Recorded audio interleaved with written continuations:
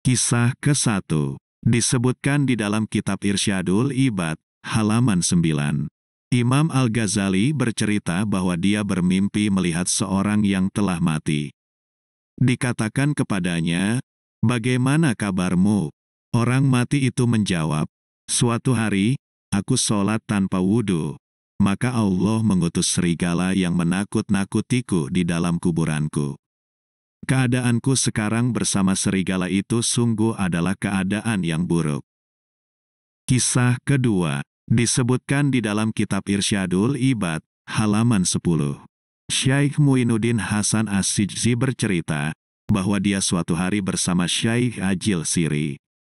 Tibalah waktu sholat, Syekh Ajil Siri memperbaharui wudhunya dan lupa menyela-nyelai jari jemarinya. Tiba-tiba terdengar suara, "Hai Ajil, kamu mengaku cinta Muhammad dan mengaku sebagai umatnya, tetapi kamu meninggalkan sunnahnya." Syekh Ajil pun bersumpah, "Aku tidak akan meninggalkan satu sunnah pun dari sunnah-sunnah Nabi Muhammad sejak saat ini hingga saat kematian nanti." Syekh Muinuddin berkata, "Aku pernah melihat Syekh Ajil seakan-akan dia tidur. Aku bertanya kepadanya tentang hal itu. Dia berkata, sejak kejadian itu, yaitu saat aku lupa menyela-nyelai jari jemariku sampai saat ini aku ada dalam kebingungan.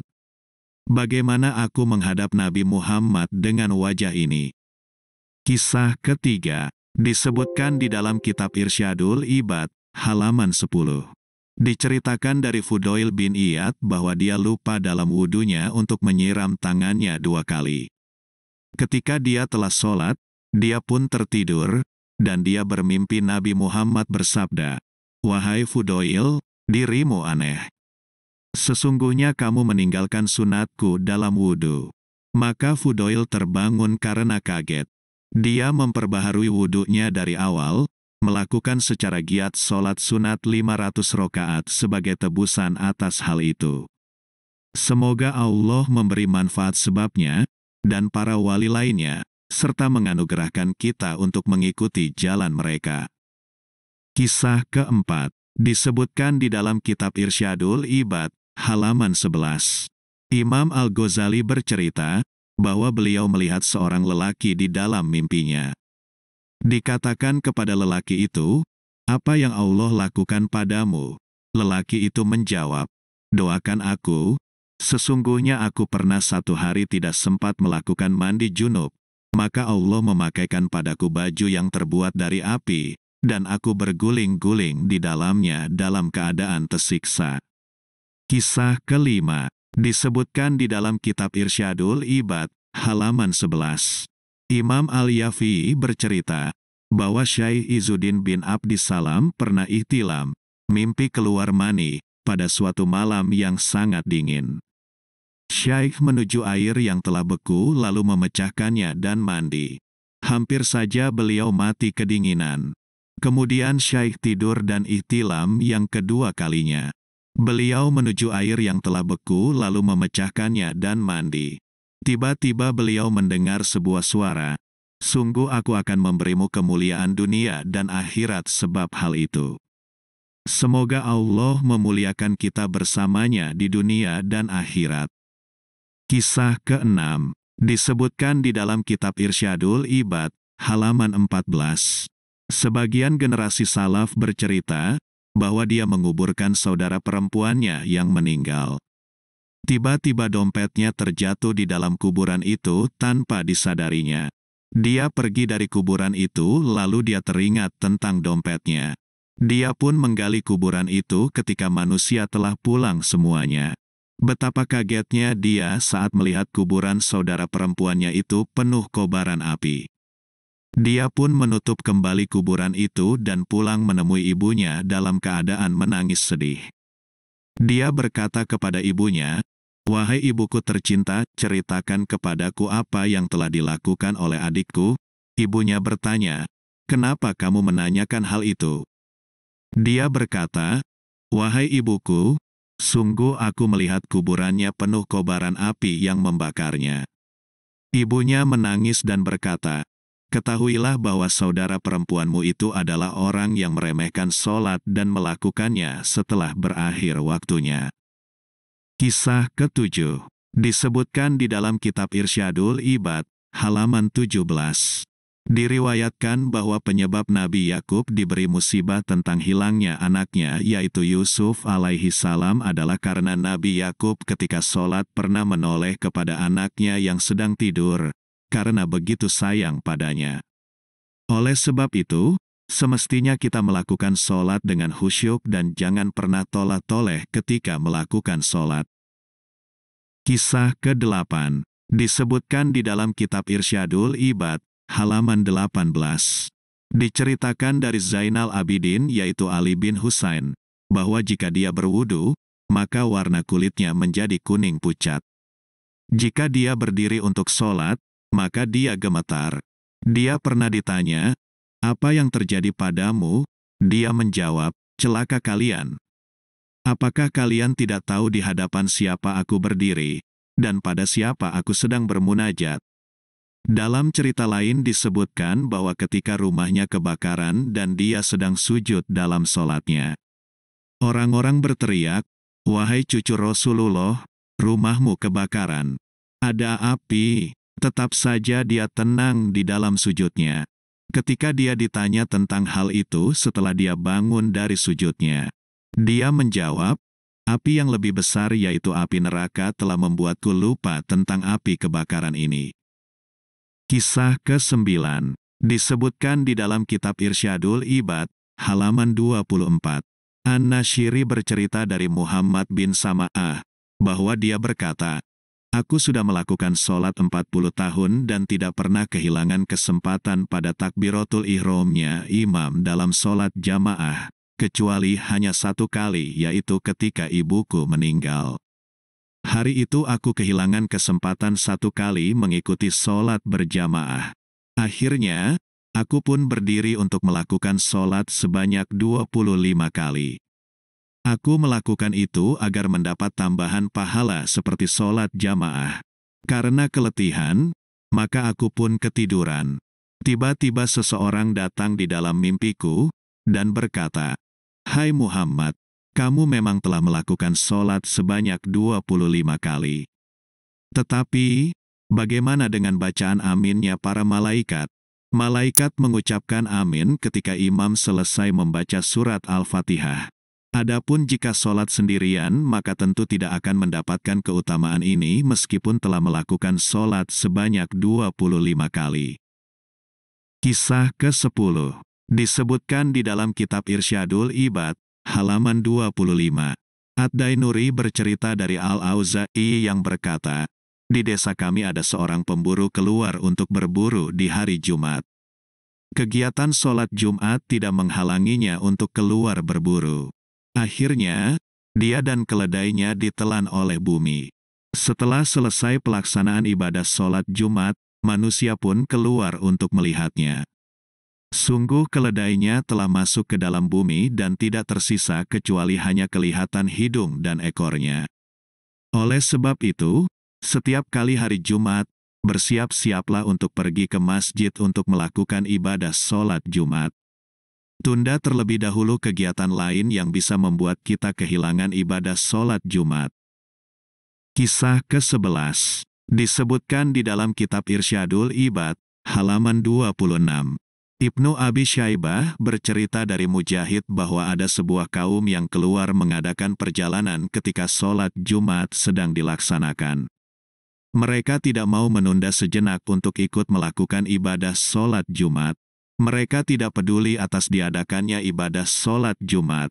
Setelah mereka mengadakan perjalanan lalu berhenti untuk mendirikan tenda supaya bisa beristirahat, tiba-tiba tenda-tenda mereka terbakar oleh api yang tidak mereka lihat. Kisah ke-12 disebutkan di dalam kitab Irsyadul Ibad, halaman 26. Al-Auza'i bercerita dari Maisaroh bin Jalis bahwa dia melewati kuburan Babu Tauma.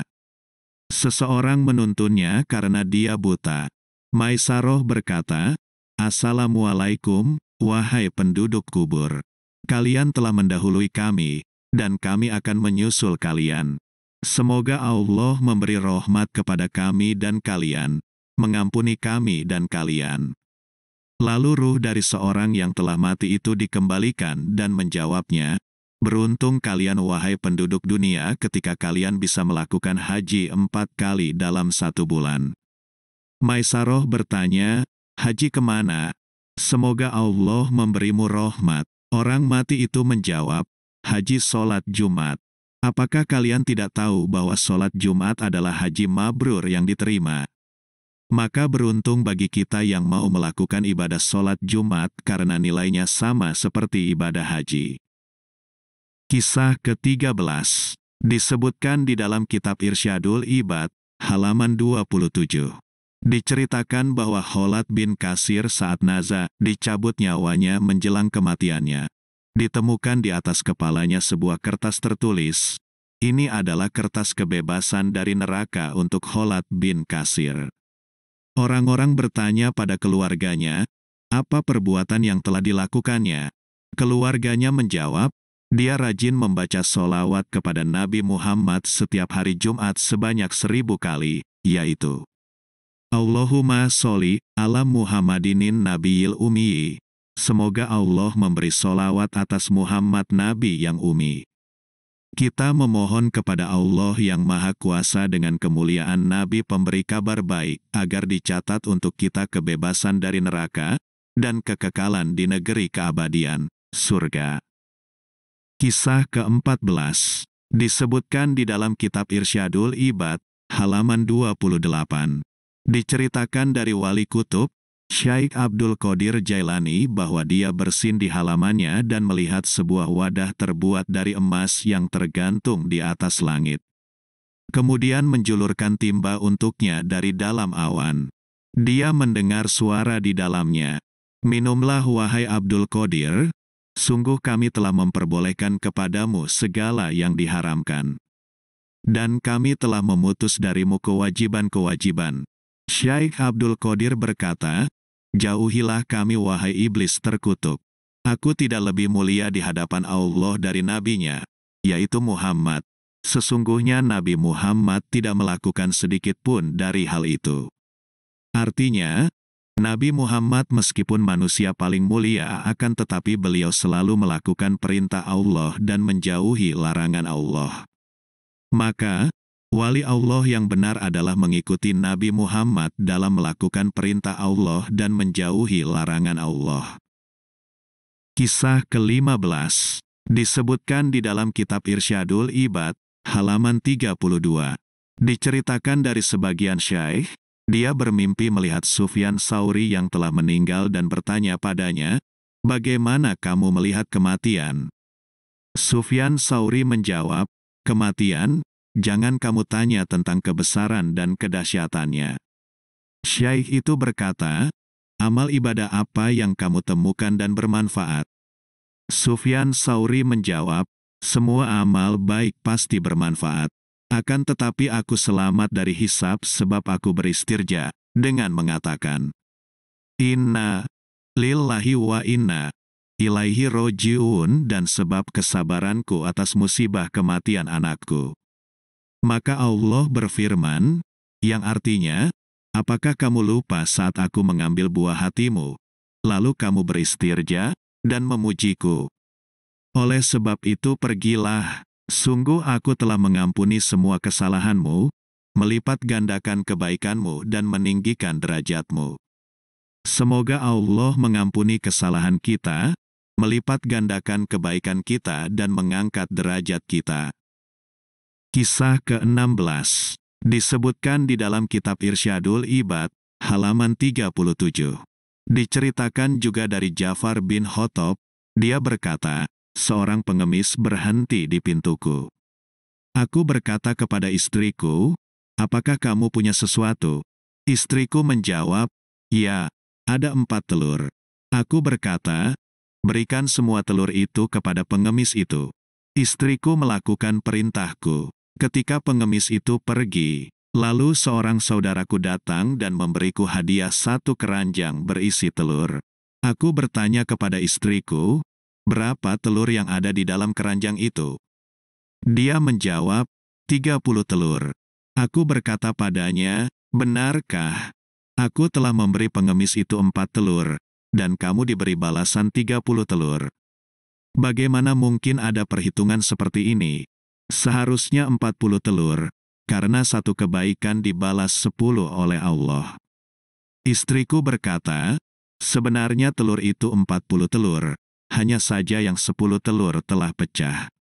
Dikatakan dalam kisah ini bahwa 3 telur yang disedekahkan itu masih bagus dan 1 telur adalah telur yang pecah. Maka, 1 dari masing-masing telur itu dibalas 10 kali lipat seperti sifat aslinya. 3 telur bagus dibalas oleh Allah dengan 30 telur bagus. 1 telur pecah dibalas dengan 10 telur pecah. Kisah ke-17 disebutkan di dalam kitab Irsyadul Ibad, halaman 41. Imam Al-Qushairi bercerita dari sebagian ulama, yang berkata, aku pernah melihat seakan-akan kiamat telah terjadi. Dikatakan, masukkan Malik bin Dinar dan Muhammad bin Wasi ke surga. Aku melihat, siapakah di antara keduanya yang pertama kali masuk ke surga? Ternyata Muhammad bin Wasi, yang masuk pertama kali. Kemudian aku bertanya apa penyebabnya. Dikatakan kepadaku, sesungguhnya dia punya 1 pakaian sedangkan Malik punya 2 pakaian. Kesimpulannya, semakin sedikit harta kita maka akan semakin cepat proses masuk ke dalam surga karena setiap harta pasti akan ditanyakan pertanggungan jawabnya. Semakin banyak harta maka semakin lama proses tanya jawab dan hisabnya. Kisah ke-18 disebutkan di dalam kitab Irsyadul Ibad, halaman 45. Diceritakan oleh sebagian ahli ilmu bahwa dia berkata, di desa kami ada lelaki bernama Muhammad. Dia tidak pernah sholat kecuali terputus-putus, namun ketika masuk bulan Ramadan dia berhias diri dengan baju kebanggaan dan parfum, berpuasa, sholat dan mengganti sholat-sholat yang pernah ditinggalkannya. Aku bertanya padanya tentang hal itu. Dia menjawab, bulan Ramadan adalah bulan taubat, bulan rahmat dan bulan berkah. Semoga Allah mengampuniku dengan anugerahnya. Suatu saat ketika dia meninggal, aku melihatnya di dalam mimpi. Aku bertanya padanya, apa yang Allah lakukan padamu? Dia menjawab, Allah mengampuniku karena penghormatanku kepada bulan Ramadan. Semoga Allah mengampuni kita dan semua kaum muslimin. Kisah ke-19 disebutkan di dalam kitab Irsyadul Ibad, halaman 49. Al-Yafi'i dan An-Nashiri bercerita dalam penjelasannya tentang sebagian keanehan yang terjadi di hari Asyura, tanggal 10 Muharram. Pada hari itu, binatang buas dan bangsa burung ikut berpuasa. Tentunya, keanehan ini hanya dapat disaksikan oleh orang-orang tertentu yang Allah takdirkan untuk berkesempatan melihatnya. Kisah ke-20 disebutkan di dalam kitab Irsyadul Ibad, halaman 49. Diceritakan dari Fatu bin Syahraf bahwa dia berkata, aku pernah memecah-mecah roti menjadi kecil-kecil untuk dibagikan kepada semut-semut di setiap hari. Ketika tiba hari Asyura, tanggal 10 Muharram, ternyata semut-semut itu tidak mau memakannya. Berarti semut-semut itu ikut berpuasa di hari itu. Kisah ke-21 disebutkan di dalam kitab Irsyadul Ibad, halaman 51. Diceritakan dari Muhammad Ibnul Munkadir bahwa dia melakukan haji sebanyak 33 kali. Pada haji terakhir, saat dia wukuf di Padang Arafah dia berkata, ya Allah, sesungguhnya aku telah wukuf di tempat ini sebanyak 33 kali. Haji pertama untuk kewajibanku, haji kedua untuk ayahku, haji ketiga untuk ibuku. Aku menjadikanmu saksi wahai Tuhanku. Sesungguhnya aku telah hadiahkan hajiku yang 30 kali untuk orang-orang yang berhaji dan wukuf di Padang Arafah ini yang hajinya tidak diterima. Ketika dia meninggalkan Padang Arafah dan turun di Musdalifah, dia dipanggil di dalam tidurnya, Wahai Ibnul Munkadir, apakah kamu mau berbuat baik kepada Tuhan yang menciptakan kemuliaan? Apakah kamu mau bermurah hati kepada Tuhan yang menciptakan kemurahan? Sesungguhnya Allah berfirman padamu, demi kemuliaan dan keagunganku, sungguh aku telah mengampuni orang yang wukuf di Arafah sebelum aku menciptakan Arafah dalam jarak 2000 tahun. Kita memohon kepada Allah yang Maha Mulia dan Maha Pemurah agar mengampuni kita dari dosa-dosa besar kita, membawa pengabdian-pengabdian kita, dan menerima taubat kita. Kisah ke-22 disebutkan di dalam kitab Irsyadul Ibad, halaman 52. Al-Yafi'i bercerita dari Sahal bin Abdillah. Dia berkata, berkumpulnya waliullah, kekasih Allah dengan manusia adalah kehinaan, dan menyendirinya adalah kemuliaan. Sedikit sekali aku melihat waliullah kecuali pasti suka menyendiri. Hal ini karena berkumpul dengan manusia dapat menyebabkan lalai dan lupa kepada Allah. Namun, jika berkumpul dengan manusia dengan tujuan kebaikan, seperti mengajar, berdakwah, maka hal itu adalah kemuliaan. Kisah ke-23 disebutkan di dalam kitab Irsyadul Ibad, halaman 53. Diceritakan bahwa ada sebagian orang tawaf mengelilingi Ka'bah sambil melihat dengan nafsu dan syahwat kepada seorang amrod, lelaki tampan, atau wanita. Maka biji mata orang yang tawaf itu pun keluar dan jatuh ke pipinya. Ada juga sebagian orang tawaf yang meletakkan kedua tangannya kepada seseorang dengan nafsu dan syahwat, lalu tangan itu pun menempel dan tidak dapat dilepas. Orang-orang tidak mampu melepaskannya sehingga ada sebagian ulama memberitahu mereka agar keduanya kembali ke tempat tadi yang mereka gunakan untuk bermaksiat lalu berjanji kepada Allah dan bertaubat dengan taubat yang benar. Keduanya pun melakukan itu. Allah pun melepaskannya sehingga tangannya tidak menempel lagi. Maka jangan berbuat maksiat di sekitar Ka'bah karena itu adalah tempat yang suci dan sangat dimuliakan. Kisah ke-24 disebutkan di dalam kitab Irsyadul Ibad, halaman 54. Yusuf Al-Maliki bercerita bahwa Imam Abu Bakar bin Fawrok tidak pernah tidur di sebuah rumah yang di dalamnya terdapat mushaf Al-Quran. Jika dia ingin tidur maka dia pindah keluar dari tempat itu sebagai rasa tazim, penghormatan kepada kitab Allah Azza wa Jalla.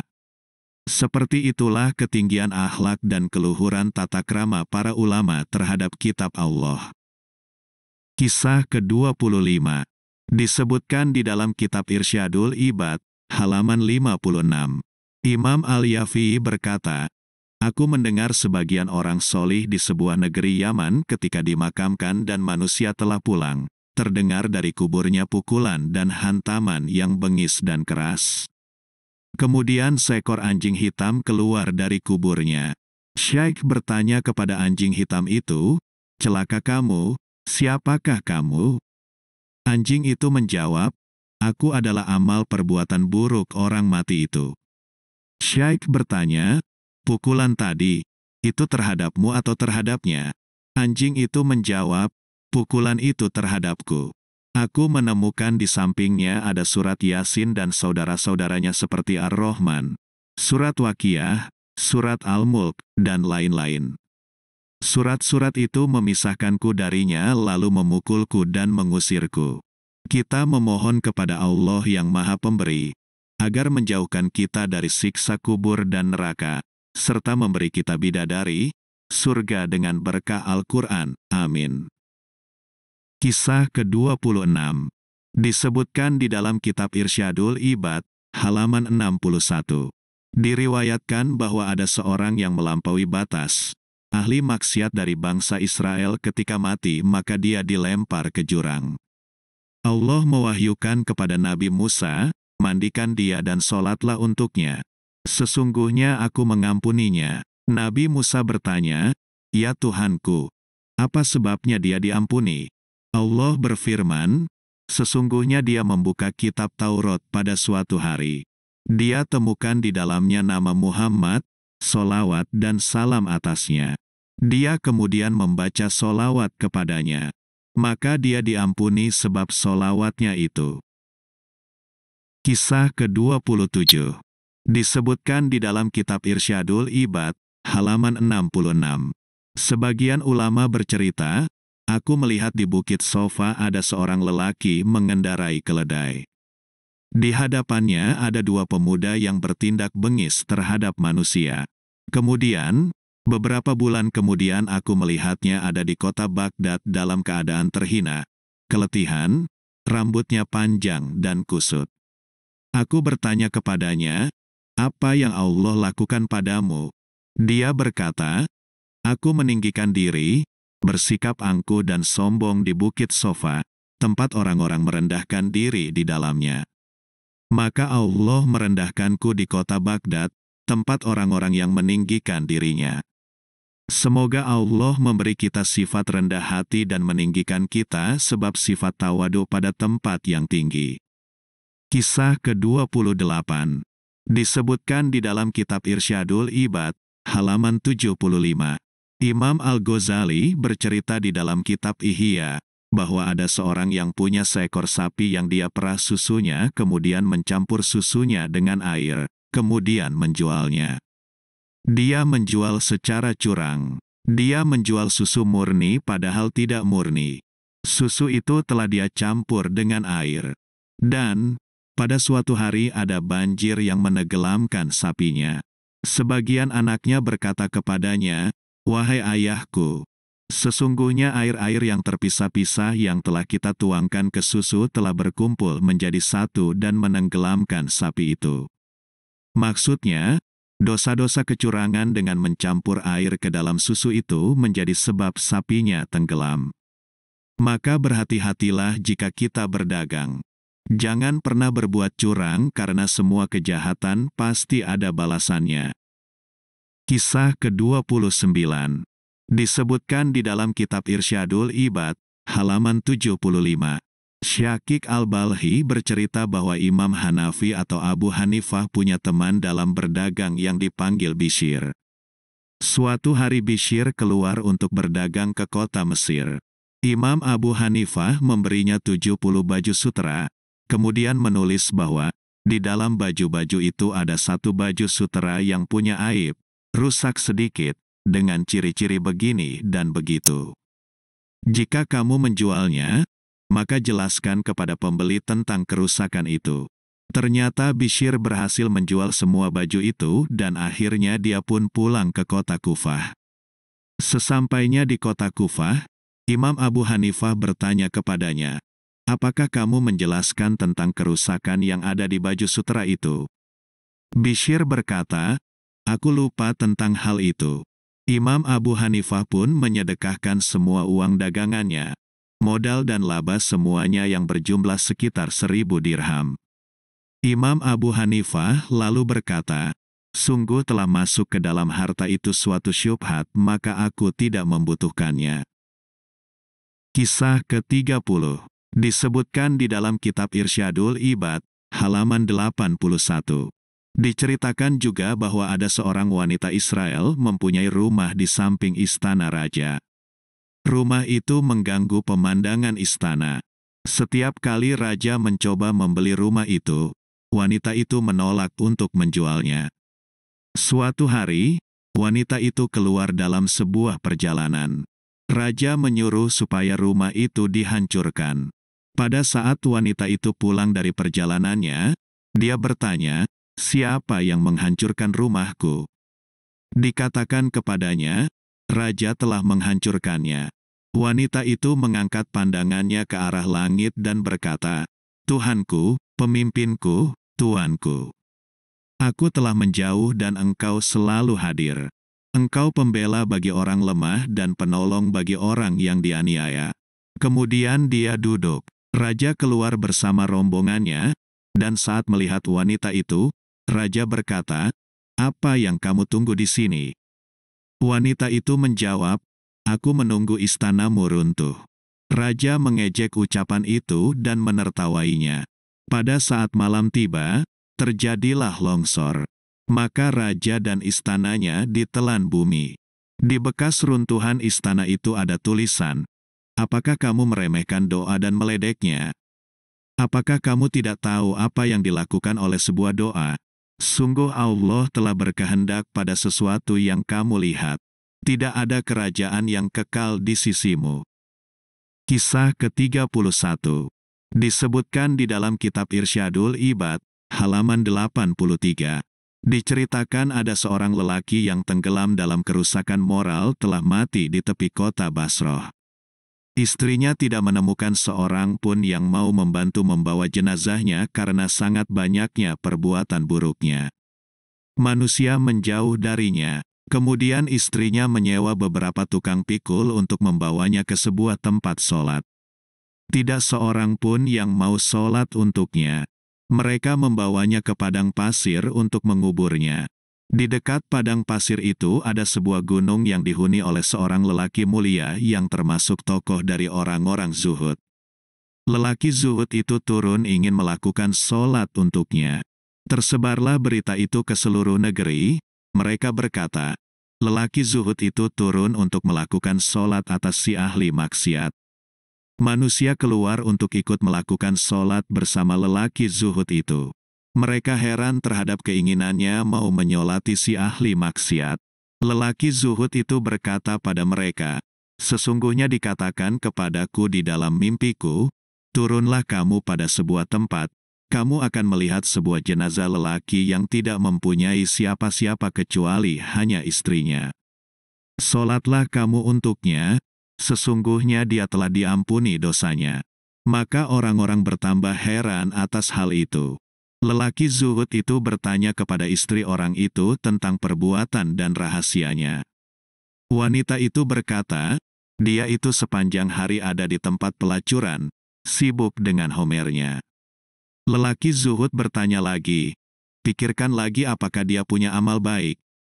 Wanita itu menjawab, tidak, demi Allah, sesungguhnya dia itu baru sadar dari mabuknya ketika akan sholat subuh, lalu mengganti bajunya, berwudu, dan sholat subuh.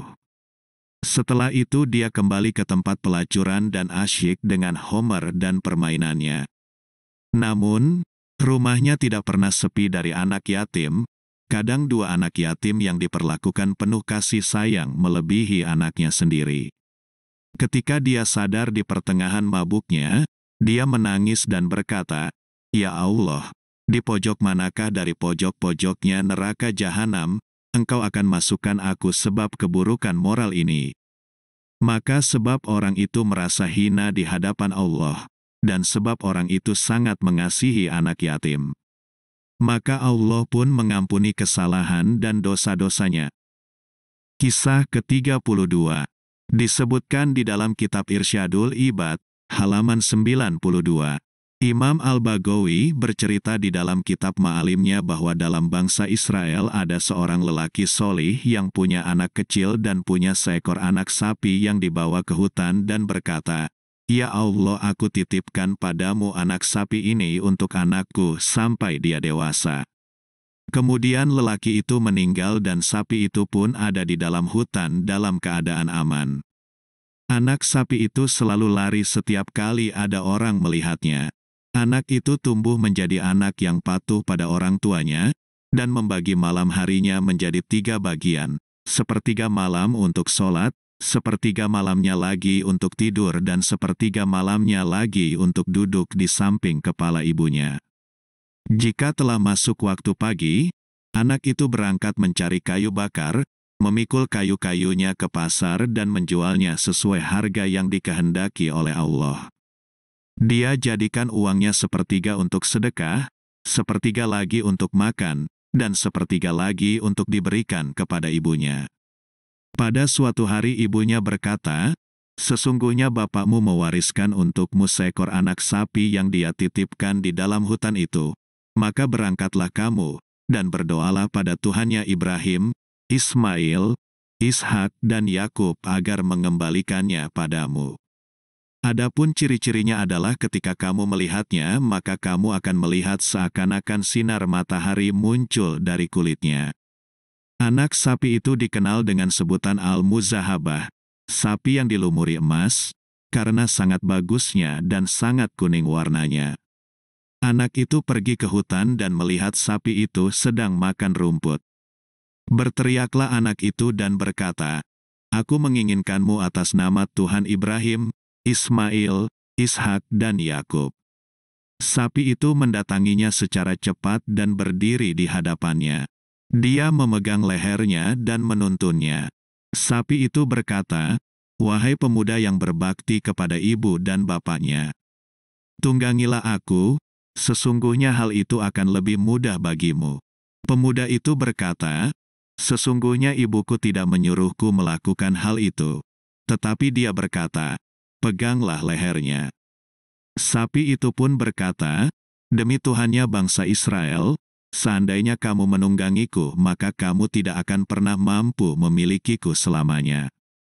Berjalanlah, maka sesungguhnya jika kamu menyuruh gunung untuk keluar dari tempatnya, niscaya ia akan berjalan bersamamu karena perbuatanmu yang sangat baik kepada ibumu."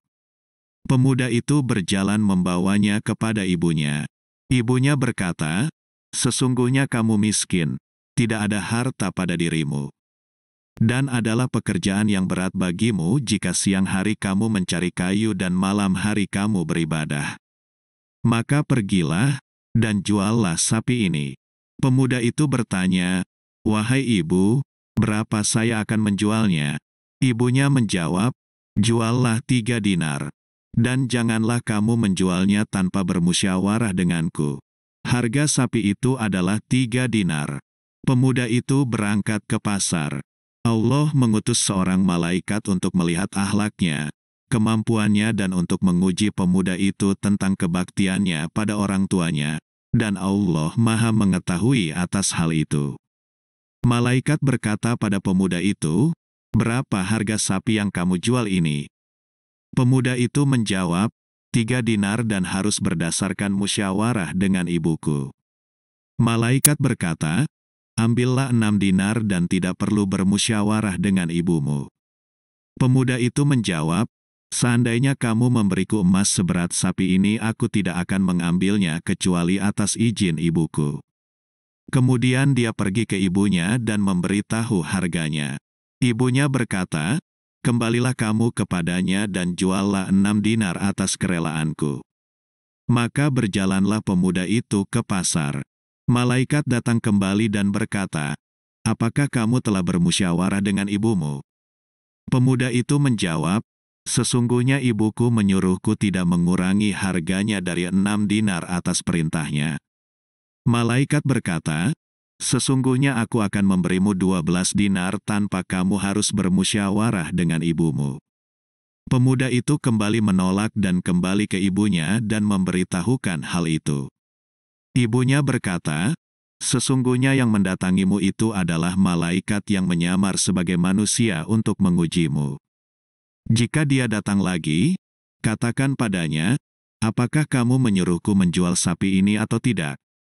Maka pemuda itu melakukan saran ibunya.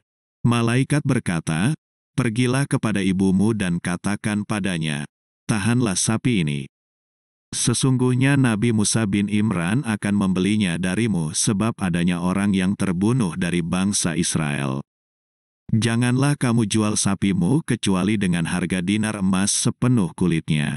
Pemuda itu melakukannya dan Allah menakdirkan kepada bangsa Israel untuk menyembelih sapi itu. Bangsa Israel tidak henti-hentinya bertanya sifat-sifatnya sehingga diberikan keterangan tentang sifat-sifat sapi itu sebagai balasan atas kebaikannya pada orang tuanya, sebagai keutamaan darinya dan kasih sayang. Kisah ke-33 disebutkan di dalam kitab Irsyadul Ibad, halaman 93. Al-Yafi'i bercerita bahwa Allah mewahyukan pada Nabi Sulaiman bin Daud alaihi salam, "Keluarlah kamu ke tepi laut. Kamu akan melihat keajaiban." Nabi Sulaiman bin Daud alaihi salam keluar ditemani sekumpulan jin dan manusia. Ketika dia sampai di tepi laut, dia menoleh ke kanan dan ke kiri, tetapi tidak ada sesuatu yang dilihatnya. Dia berkata kepada jin Ifrit, "Menyelamlah ke dasar laut ini." Bawalah berita tentang sesuatu yang tidak aku ketahui yang kamu dapat dari sana. Jin itu menyelam dan kembali beberapa detik lalu berkata, Wahai Nabi Allah, sesungguhnya aku pergi ke dasar laut sepanjang perjalanan sekian dan sekian, namun aku tidak sampai ke dasar laut paling bawahnya. Aku tidak melihat sesuatu. Nabi Sulaiman berkata kepada jin ifrit yang lain, menyelamlah ke dalam laut ini, dan bawalah kepadaku sesuatu yang kamu temukan di dalamnya. Jin itu menyelam dan kembali dalam beberapa detik, dan berkata seperti apa yang dikatakan oleh jin ifrit pertama. Hanya saja dia menyelam 2 kali lebih dalam dari yang tadi. Nabi Sulaiman berkata kepada Ashif bin Barhia, dia adalah seorang menterinya yang disebutkan oleh Allah dalam Al-Quran, yang artinya, berkata seseorang yang punya ilmu dari Alkitab. Dalam surat An-Naml ayat 40, Nabi Sulaiman berkata kepada Ashif, bawalah kepadaku berita tentang sesuatu yang ada di dalam laut ini. Ashif menceritakan bahwa ada sebuah kubah yang terbuat dari kafur putih yang memiliki 4 pintu. Pintu 1 terbuat dari permata, pintu kedua terbuat dari yakut, pintu ketiga terbuat dari intan, pintu keempat terbuat dari zabarjat hijau. Semua pintu itu terbuka, tetapi anehnya tidak ada setetes air yang masuk ke dalamnya. Kubah itu ada di dalam laut sedalam 3 kali perjalanan jin ifrit pertama tadi. Kemudian Ashif meletakkan kubah itu di hadapan Nabi Sulaiman alaihi salam, sedangkan di tengah kubah itu ada seorang pemuda paling tampannya pemuda, berpakaian bersih, sedang berdiri melakukan sholat. Nabi Sulaiman alaihi salam masuk ke kubah itu dan mengucapkan salam padanya, dan berkata, apa yang menyebabkanmu diturunkan ke dasar laut ini? Pemuda itu menjawab, wahai Nabi Allah, sesungguhnya ayahku adalah orang lumpuh, dan ibuku adalah orang buta. Aku mengabdi kepada mereka selama 70 tahun. Ketika kematian mendatangi ibuku, ibuku berkata, ya Allah, panjangkan kehidupan anakku dalam ketaatan padamu. Ketika kematian menemui ayahku, dia berkata, ya Allah, jadikanlah anakku mengabdi padamu di sebuah tempat yang tidak ada jalan bagi setan untuk memasukinya. Kemudian aku pergi ke tepi laut ini setelah mengubur keduanya, dan aku melihat kubah ini. Aku masuk ke dalamnya untuk melihat keindahannya. Tiba-tiba seorang malaikat membawa kubah ini padahal aku masih ada di dalamnya. Dia menurunkanku ke dasar laut ini. Nabi Sulaiman berkata, pada masa siapa kamu datang ke tepi laut ini? Pemuda itu berkata, sejak zaman Nabi Ibrahim alaihi salam. Nabi Sulaiman melihat sejarah, dan menemukan jarak itu sejauh 1400 tahun. Padahal pemuda itu tetap muda, tidak ada uban di kepalanya. Nabi Sulaiman alaihi salam kembali bertanya, apa yang kamu makan dan kamu minum selama ada di dalam laut ini? Pemuda itu berkata, wahai Nabi Allah, setiap hari seekor burung hijau datang kepadaku, di paruhnya ada benda kuning sebesar kepala manusia, maka aku memakannya. Aku merasakan rasa dari berbagai macam kenikmatan di dunia. Maka hilanglah lapar dan haus dariku, hilang juga rasa panas, dingin, tidur, kantuk, lemas, dan rasa kesepian.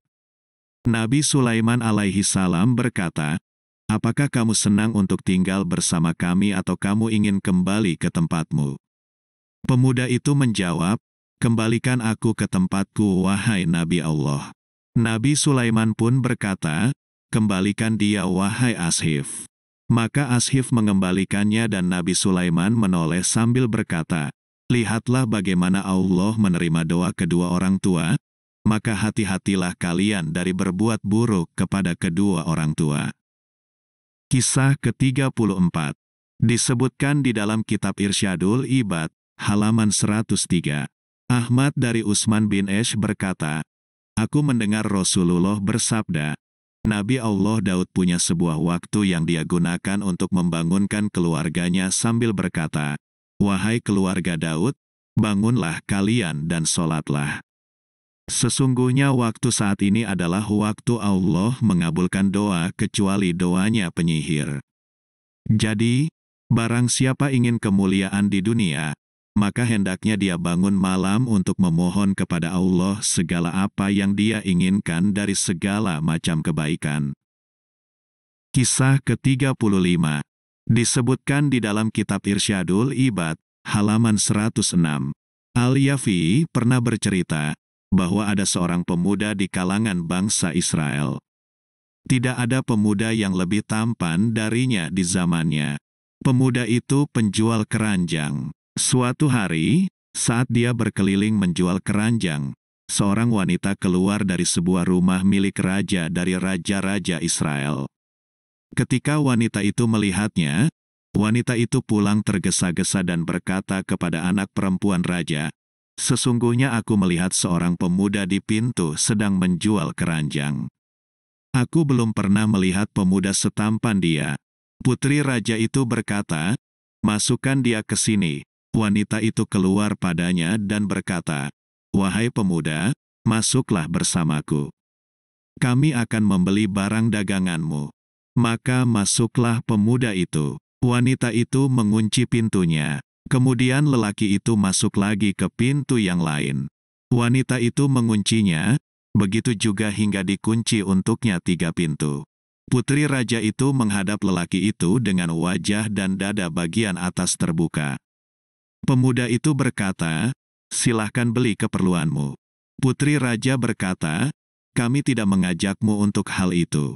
Kami mengajakmu untuk hal ini, yaitu bermesraan." Pemuda itu berkata, "Takutlah kalian pada Allah." Putri raja itu berkata, "Jika kamu tidak menuruti kemauanku, aku akan melaporkanmu pada raja, bahwa kamu telah masuk ke rumah ini untuk memperkosaku." Pemuda itu memberinya nasihat, tetapi putri raja menolak. Pemuda itu berkata, "Bawakan aku sebuah tempat wudhu." Putri itu berkata, "Pelayan, bawakan padanya tempat wudhu di atas gedung istana, di sebuah tempat yang mana dia tidak akan bisa lari darinya."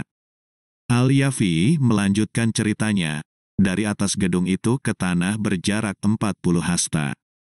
Ketika ada di gedung paling atas, pemuda itu berdoa, "Ya Allah, sesungguhnya aku telah diajak untuk bermaksiat padamu. Aku memilih untuk melemparkan diriku dari gedung ini karena aku tidak mau bermaksiat padamu." Kemudian pemuda itu membaca, "Bismillah," sambil melompat dari atas gedung. Allah menurunkan seorang malaikat dari malaikat-malaikatnya lalu memegang 2 ketiaknya, meletakkannya dalam keadaan berdiri di atas kedua kakinya. Ketika sudah tiba di tanah, pemuda itu berkata, "Ya Allah, seandainya saja kamu memberiku rizki yang bisa menolongku agar aku tidak berjualan keranjang ini." Allah pun mengutus beberapa belalang emas kepadanya sehingga keranjangnya penuh. Ketika seekor belalang hinggap di bajunya, pemuda itu berkata, "Ya Allah, jika rizki ini adalah rizkiku di dunia, maka berikanlah keberkahan." Maka dikatakan padanya, "Sesungguhnya sesuatu yang aku berikan padamu ini adalah sebagian dari 25 pahala dari kesabaranmu saat melompat dari gedung ini." Pemuda itu berkata, "Ya Allah, aku tidak punya keperluan atas sesuatu yang akan mengurangi sesuatu yang aku miliki di sisimu, di akhirat nanti." Maka Allah menghilangkan semua itu darinya. Dikatakan kepada setan, "Apakah kamu bisa menggodanya?" Maksudnya, apakah kamu bisa menggodanya untuk berbuat dosa? Setan berkata, "Bagaimana aku bisa menggoda seseorang yang merendahkan dirinya di hadapan Allah?" Semoga Allah meridhoinya, memberi kita manfaat darinya. Tambahan informasi, kisah ini hanyalah sebatas kisah dan bukan untuk dipraktekkan. Melompat dari atas gedung sama dengan bunuh diri. Hukum bunuh diri adalah diharamkan di dalam agama Islam. Kisah ke-36 disebutkan di dalam kitab Irsyadul Ibad, halaman 108. Imam Al-Ashmui berkata, "Aku keluar untuk melakukan ibadah haji ke Baitullah Al-Haram dari arah negeri Syam. Ketika kami berjalan, keluar pada kami seekor singa bertubuh besar, pandangannya tajam, menghadang jalan yang dilalui oleh rombongan. Aku berkata pada seorang laki-laki di sampingku, apakah dalam rombongan ini tidak ada seorang lelaki yang mau mengambil pedang dan mengusir singa itu?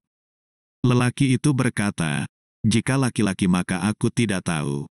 Tetapi aku kenal seorang wanita yang bisa mengusirnya tanpa pedang. Aku bertanya, di manakah wanita itu? Lelaki itu berdiri dan aku berdiri menemaninya berjalan menuju sebuah tandu yang dekat dari kami. Lelaki itu memanggil, wahai putriku, turunlah, usirlah untuk kami singa itu. Putri itu berkata, wahai ayah, apakah hatimu senang jika singa itu melihatku padahal singa itu jantan dan aku adalah perempuan? Tetapi wahai ayahku, katakan saja kepada singa itu, anakku Fatimah mengucapkan salam padamu dan bersumpah atasmu, mengancammu, demi Allah yang tidak pernah mengantuk dan tidak pernah tidur kecuali jika kamu pergi dari jalannya rombongan ini. Maka singa itu pun pergi. Kisah ke-37 disebutkan di dalam kitab Irsyadul Ibad, halaman 112. Diceritakan dari Fudail bin Iyad bahwa dia datang pada saat seorang muridnya akan meninggal dunia. Dia membacakan syahadat padanya, tetapi mulutnya tidak mengucapkannya. Hal itu dicoba berulang-ulang. Murid itu berkata, aku tidak akan mengucapkannya dan aku berlepas diri darinya. Kemudian murid itu meninggal. Maka keluarlah Fudail bin Iyad dari samping muridnya dalam keadaan menangis. Beberapa jam setelah itu, Fudail melihat dalam mimpinya bahwa murid itu dibawa ke neraka. Fudail berkata padanya, wahai orang miskin, kenapa dicabut kemarifatan itu darimu? Murid itu berkata, wahai guru, aku pernah punya penyakit, dan aku mendatangi seorang dokter. Dokter itu berkata padaku, minumlah setiap tahun 1 gelas homer. Jika kamu tidak melakukannya, maka penyakitmu tidak akan pernah hilang darimu. Maka aku melakukan saran itu, aku meminumnya 1 tahun 1 kali untuk pengobatan. Itulah keadaan bagi orang yang meminumnya untuk pengobatan, maka bagaimana keadaan orang yang meminumnya dengan tujuan lain? Kita memohon kepada Allah kesehatan dari setiap musibah dan ujian. Kisah ke-38 disebutkan di dalam kitab Irsyadul Ibad, halaman 112. Diceritakan bahwa sebagian orang yang bertaubat ditanya tentang penyebab taubatnya. Dia berkata, suatu hari aku pernah menggali kubur. Ketika aku menggali kubur, maka aku melihat di dalamnya beberapa orang mati telah berpaling dari arah kiblat. Mereka tidak menghadap ke arah kiblat lagi di dalam kuburnya. Aku bertanya hal itu kepada keluarga-keluarga mereka tentang mereka. Keluarga-keluarga itu menjawab, mereka yang telah mati itu meminum homer ketika masih hidup di dunia ini dan belum sempat bertaubat. Oleh sebab itu, jauhilah perbuatan mabuk-mabukan. Meminum homer dapat merusak tubuh dan meminum homer adalah termasuk perbuatan dosa yang besar. Kisah ke-39 disebutkan di dalam kitab Irsyadul Ibad, halaman 10. Diceritakan dari Nabasi bahwa dia berkata, aku menggali sebuah kubur, aku melihat penghuninya berubah menjadi babi, dan benar-benar diikat dengan rantai dan belenggu di lehernya. Aku pun takut melihat kejadian itu. Aku ingin keluar dari kubur itu. Tapi tiba-tiba ada seseorang yang berkata, apakah kamu tidak mau bertanya tentang amal perbuatannya dan mengapa dia disiksa? Aku bertanya, kenapa? Suara itu menjawab, dia minum homer saat masih hidup di dunia dan mati sebelum bertaubat. Kisah ke-40 disebutkan di dalam kitab Irsyadul Ibad, halaman 112. Diceritakan dari orang-orang solih, bahwa dia berkata, anakku meninggal. Ketika aku menguburkannya, beberapa saat setelah itu aku bermimpi melihatnya. Rambutnya beruban. Aku bertanya padanya, wahai anakku, Aku menguburkanmu saat masih muda, dan mengapa kamu sudah beruban?" Dia berkata, "Wahai ayahku, ketika kamu menguburkanku, di sampingku ada orang yang dikuburkan. Dia suka minum homer ketika di dunia. Api menyala saat kehadirannya ke kuburan. Maka tidak ada yang tersisa dari kami seorang pemuda kecuali beruban rambutnya sebab dahsyatnya nyala api itu. Kita memohon kepada Allah perlindungan dari hal itu." Kisah ke-41 disebutkan di dalam kitab Irsyadul Ibad, halaman 113. Diceritakan dari Imam Syafi'i bahwa dia berkata, "Aku tidak pernah bersumpah membawa-bawa nama Allah sepanjang usiaku.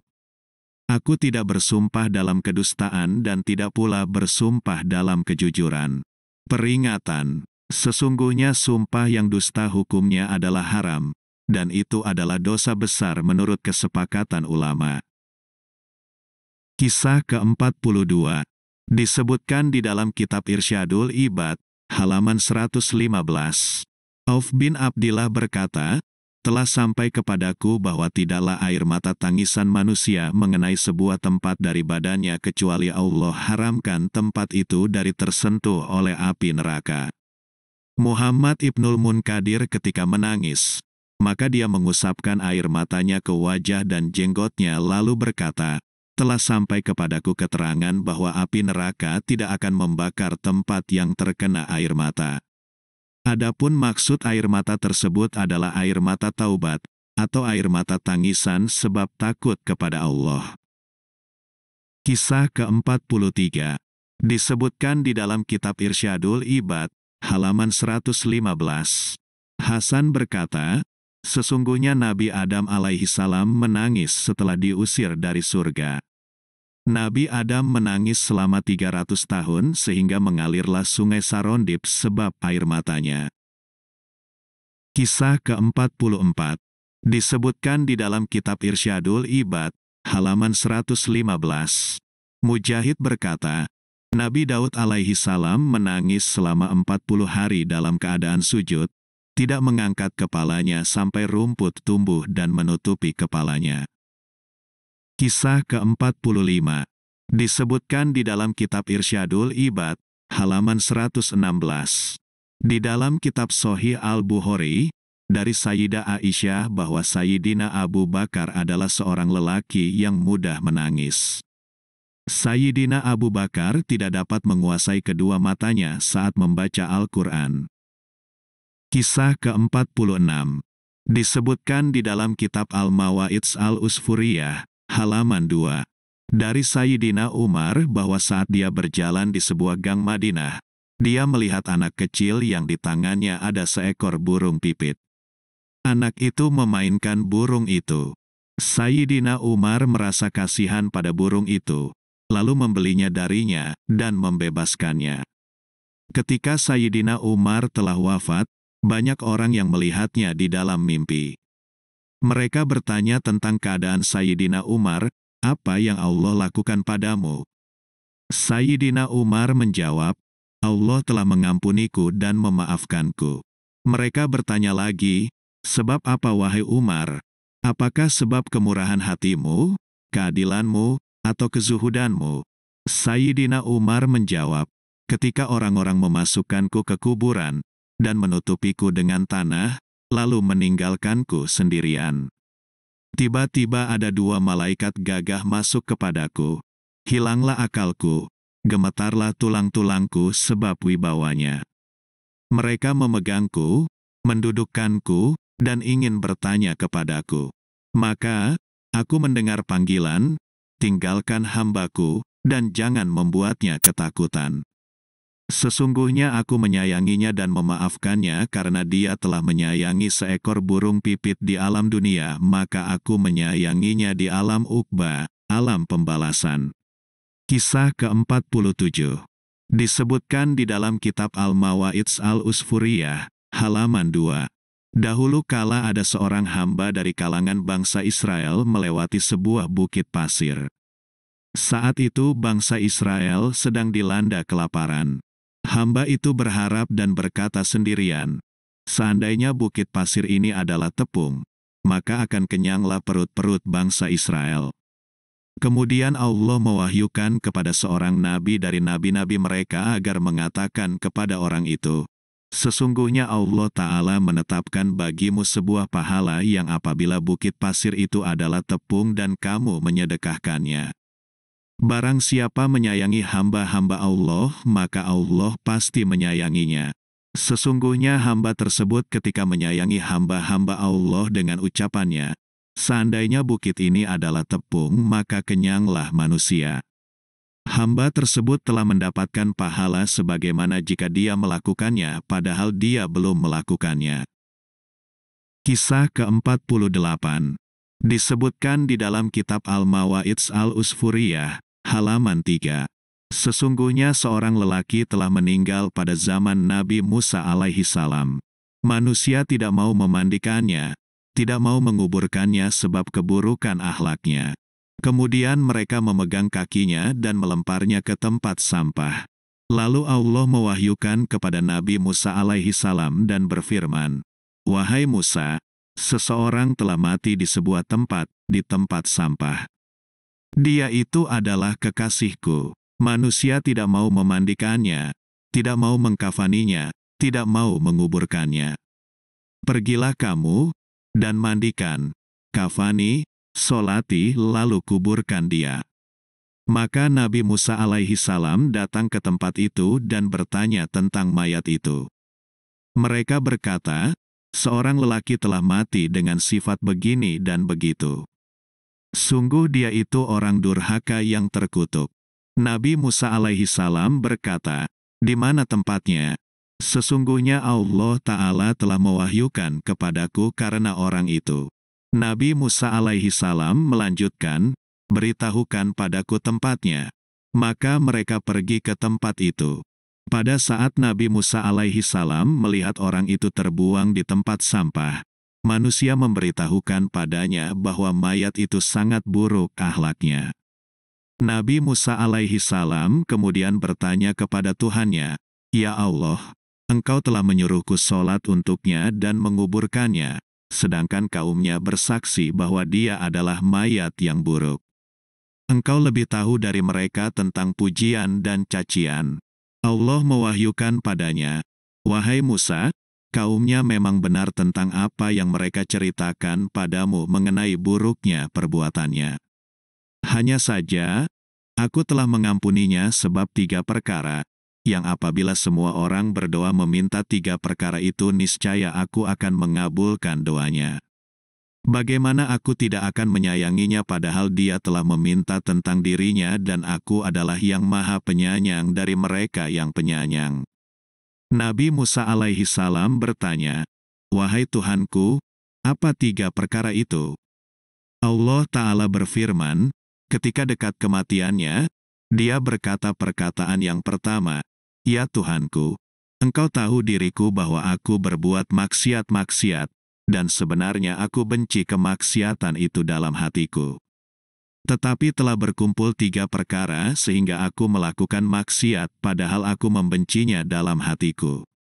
Adapun 3 perkara itu yang pertama, hawa nafsuku, kedua, teman buruk, ketiga, iblis, laknat Allah atasnya.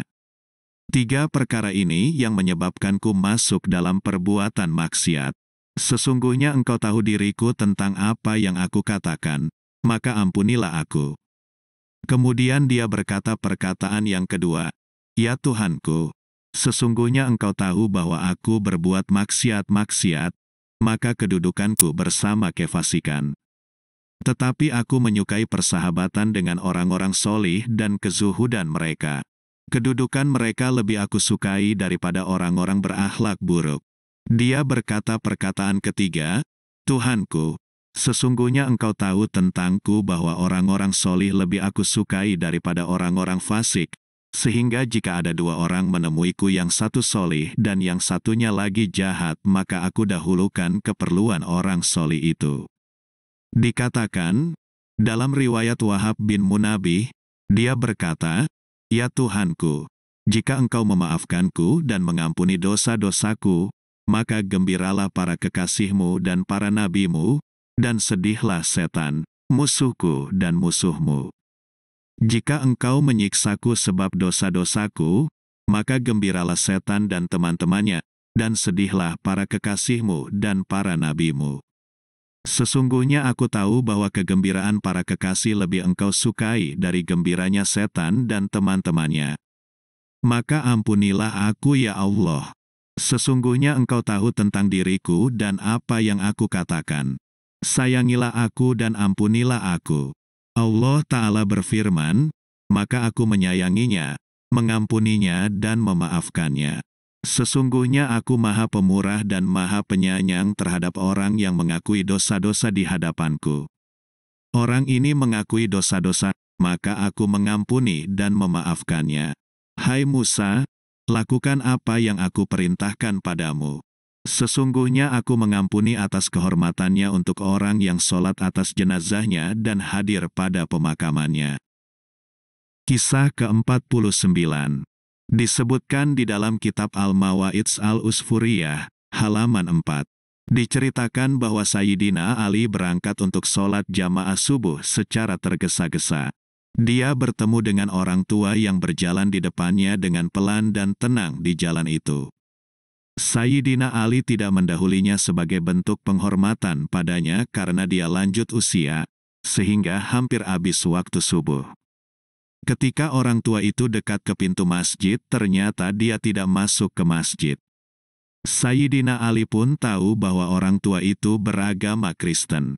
Sayyidina Ali masuk ke masjid dan masih mendapati Rasulullah sedang ruku dengan ruku yang lama seukuran 2 kali ruku, sehingga Sayyidina Ali nututi sholat jamaah.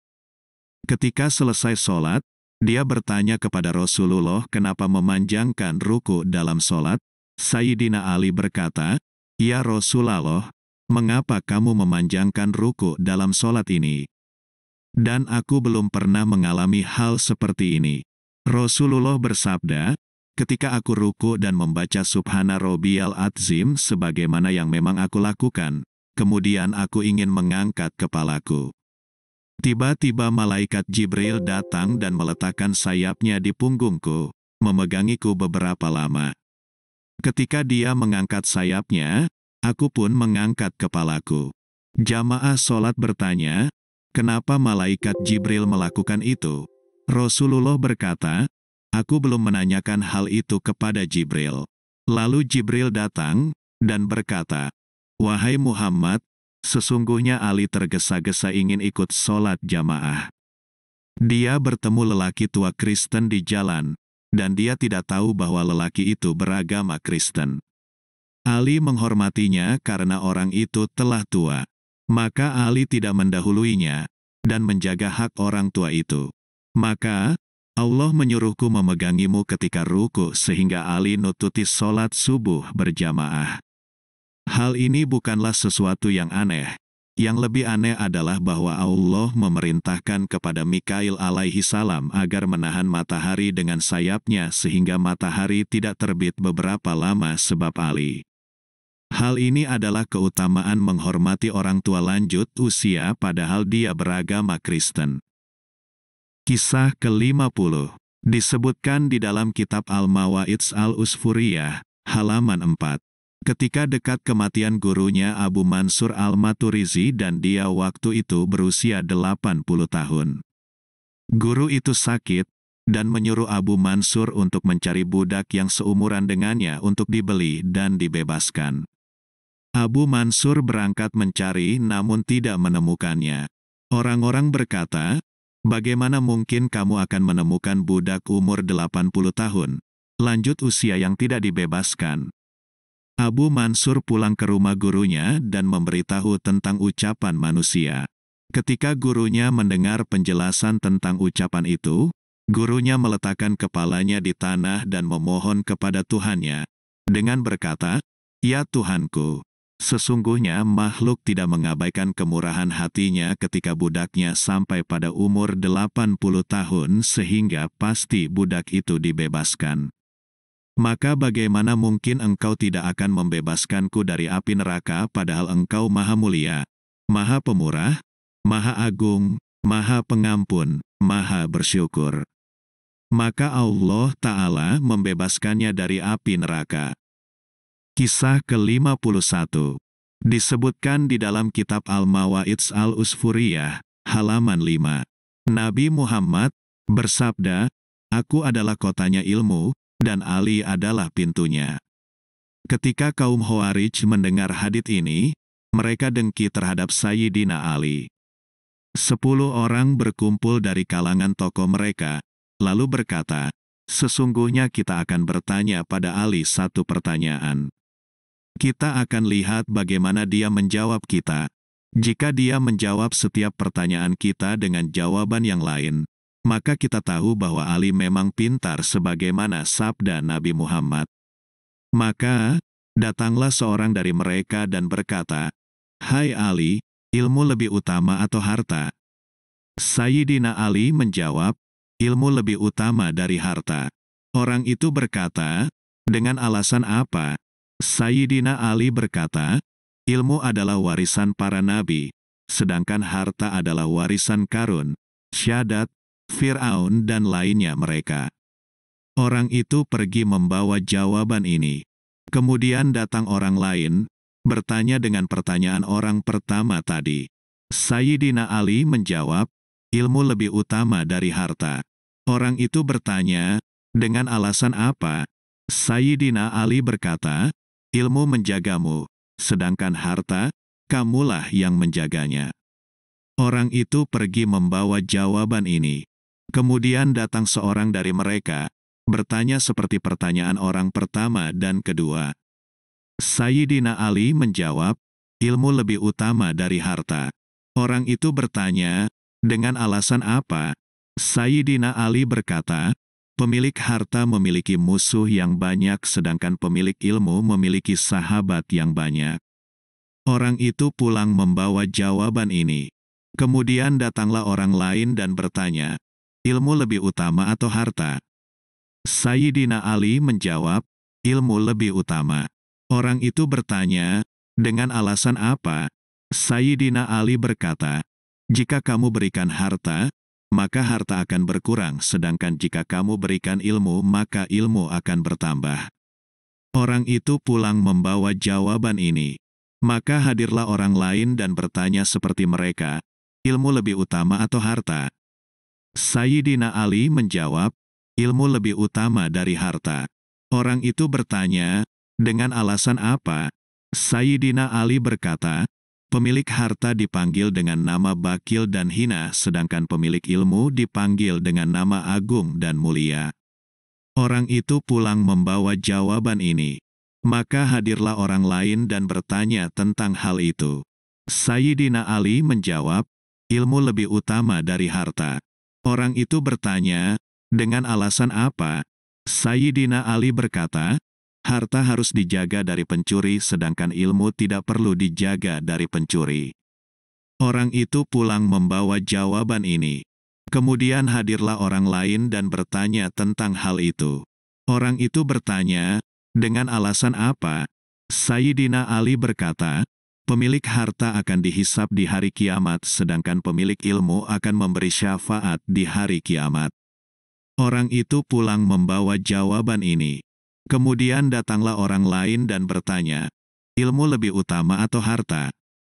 Sayyidina Ali menjawab, "Ilmu lebih utama dari harta." Orang itu bertanya, "Dengan alasan apa?" Sayyidina Ali berkata, "Harta akan rusak dengan lamanya didiamkan serta berlalunya zaman, sedangkan ilmu tidak pernah rusak dan tidak pernah binasa." Orang itu pulang membawa jawaban ini. Kemudian hadirlah orang lain dan bertanya, "Ilmu lebih utama atau harta?" Sayyidina Ali menjawab, "Ilmu lebih utama dari harta." Orang itu bertanya, "Dengan alasan apa?" Sayyidina Ali berkata, "Harta mengeraskan hati sedangkan ilmu menerangkan hati." Orang itu pulang membawa jawaban ini. Kemudian hadirlah orang lain dan bertanya tentang hal itu. Orang itu bertanya, "Ilmu lebih utama atau harta?" Sayyidina Ali menjawab, "Ilmu lebih utama dari harta." Orang itu bertanya, "Dengan alasan apa?" Sayyidina Ali berkata, pemilik harta dijuluki dengan julukan ahli riba sebab hartanya, sedangkan pemilik ilmu dijuluki dengan julukan ahli ibadah. Kemudian Sayyidina Ali berkata, seandainya mereka bertanya kepadaku tentang hal ini maka aku akan menjawabnya dengan jawaban yang lain selama aku hidup. Maka semua orang itu menyerah. Kisah ke-52 disebutkan di dalam kitab Al-Mawa'idz Al-Usfuriyah, halaman 5. Seorang laki-laki melakukan ibadah wukuf di padang Arafah di kota Mekah. Di tangannya ada 7 batu. Orang itu berkata, hai batu-batu, jadilah saksi untukku di hadapan Tuhanku bahwa aku bersaksi tiada Tuhan selain Allah dan bahwa Muhammad utusan Allah. Kemudian orang itu tidur dan bermimpi seakan-akan kiamat telah tiba. Orang itu diadili dan dinyatakan masuk neraka. Malaikat membawanya dan ketika sampai ke pintu neraka, tiba-tiba ada sebuah batu dari batu-batu itu meletakkan dirinya pada pintu neraka. Maka malaikat penyiksa berkumpul untuk mengangkatnya dan mereka tidak mampu. Kemudian orang itu dibawa ke pintu yang lain. Tiba-tiba ada satu batu lain dari batu-batu yang 7 itu. Malaikat tidak mampu untuk mengangkatnya. Kejadian itu terulang sehingga dia dibawa ke 7 pintu neraka, dan akhirnya di setiap pintu neraka terdapat batu itu. Kemudian orang itu dibawa ke bawah arsy. Malaikat berkata, "Oh Tuhan kami, Engkau tahu terhadap urusan hamba-Mu, dan kami tidak menemukan jalan menuju ke neraka." Tuhan yang Maha Memberi Berkah dan Maha Tinggi berfirman, "Hai hambaku, batu-batu itu telah menjadi saksi dan tidak mengabaikan hakmu. Maka bagaimana aku akan mengabaikan hakmu padahal aku menyaksikan persaksianmu?" Allah berfirman, "Masukkan dia ke surga." Maka ketika telah dekat ke surga, pintu-pintu surga masih terkunci. Maka datanglah syahadat la ilaha illallah, tidak ada Tuhan kecuali Allah, maka terbukalah pintu surga semuanya. Maka masuklah lelaki itu ke dalam surga. Kemudian dia terbangun dari mimpinya. Kisah ke-53 disebutkan di dalam kitab Al-Mawa'idz Al-Usfuriyah, halaman 5. Imam Az-Zahid Sayyidi Al-Mufti bercerita dari ayahnya Al-Mufti berkata, sesungguhnya Nabi Musa alaihi salam berdoa kepada Tuhannya. Dia berkata, "Tuhanku, Engkau telah menciptakan makhluk, memeliharanya dengan nikmat dan rizkimu, tapi kemudian Engkau masukkan mereka pada hari kiamat ke dalam neraka." Allah mewahyukan kepadanya, "Hai Musa, berdirilah, tanamlah tanaman." Maka Nabi Musa alaihi salam menanam dan menyiramnya.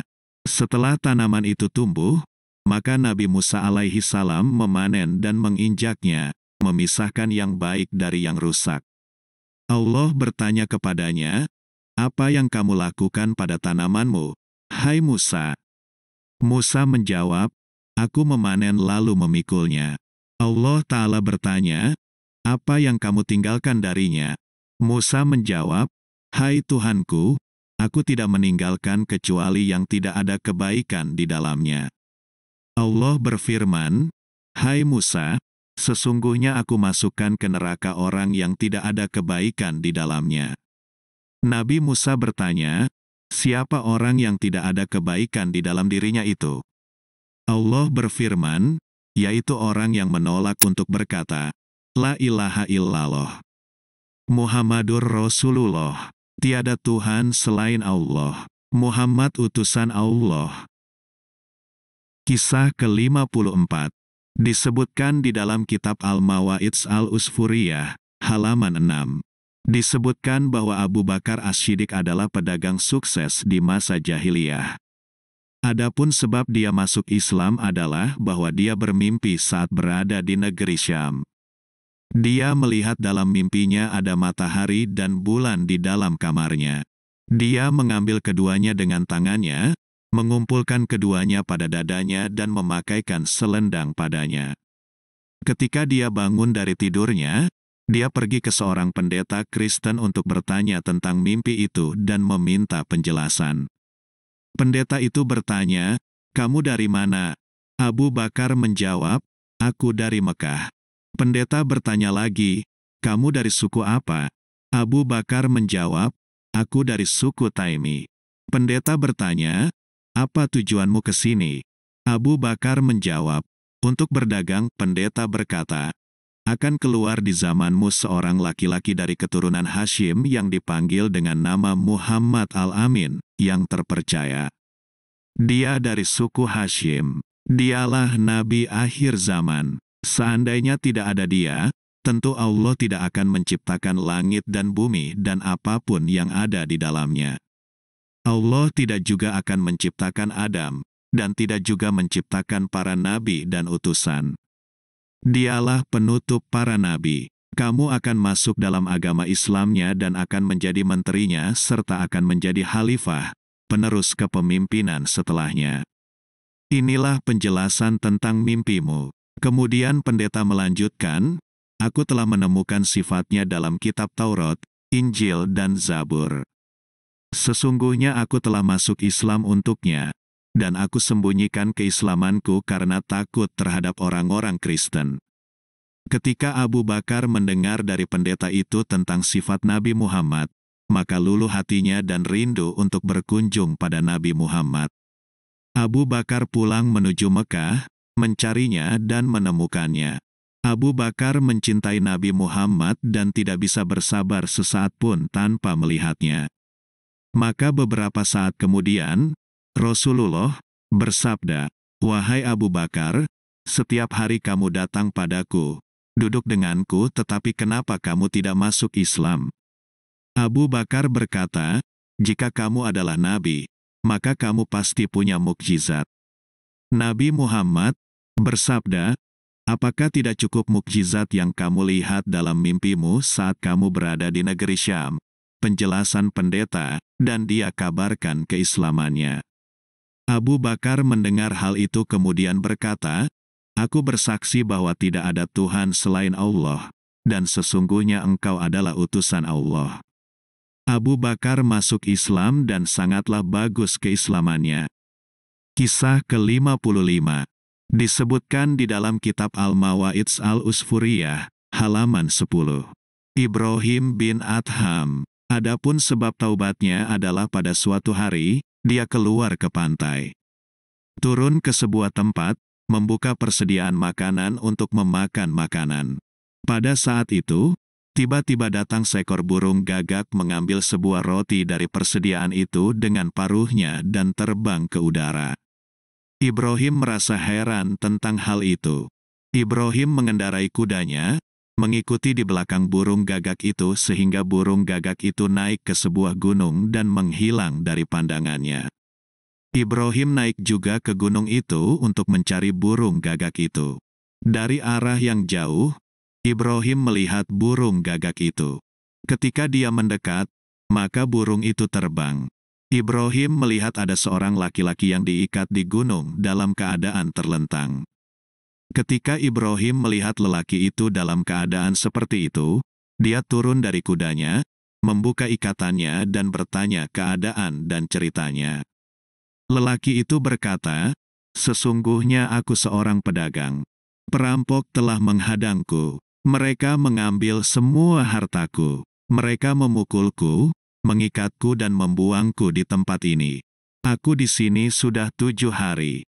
Setiap hari gagak itu datang padaku membawa roti. Dia duduk di dadaku, memecahkan roti dengan paruhnya dan meletakkannya di mulutku. Allah tidak pernah meninggalkanku dalam keadaan lapar selama 7 hari itu." Maka Ibrahim mengendarai kudanya, membonceng orang itu dan pergi ke tempat turunnya. Ibrahim bertaubat dan kembali kepada Allah. Melepas baju kebanggaan dan memakai pakaian kaum sufi. Membebaskan budaknya, mewakafkan perabotan rumahnya dan harta-harta miliknya. Mengambil sebuah tongkat dan menuju ke Mekah tanpa membawa bekal dan kendaraan. Dia bertawakal kepada Allah dan tidak mempedulikan bekal. Dia tidak merasa lapar sehingga tiba di Ka'bah. Dia bersyukur kepada Allah, memujinya, sambil membaca ayat yang artinya, Dan barang siapa yang bertawakal kepada Allah, niscaya Allah akan mencukupinya. Sesungguhnya Allah melaksanakan urusannya. Sesungguhnya Allah telah mengadakan ketentuan bagi tiap-tiap sesuatu. Surat At-Tolak ayat 3. Kisah ke-56. Disebutkan di dalam kitab Al-Mawa'idz Al-Usfuriyah, halaman 17. Diceritakan dari Abu Bakar Al-Ismaili dengan riwayat dari Sayyidina Utsman bin Affan bahwa ketika Sayyidina Utsman diperdengarkan sifat-sifat neraka, dia tidak menangis. Jika diperdengarkan sifat-sifat kiamat, dia tidak menangis. Tetapi jika dia diperdengarkan sifat-sifat kubur, dia menangis. Ditanyakan kepadanya, "Mengapa bisa begitu wahai Amirul Mukminin?" Sayyidina Utsman menjawab, "Jika aku masuk neraka, aku bersama manusia. Jika aku di hari kiamat, aku bersama manusia.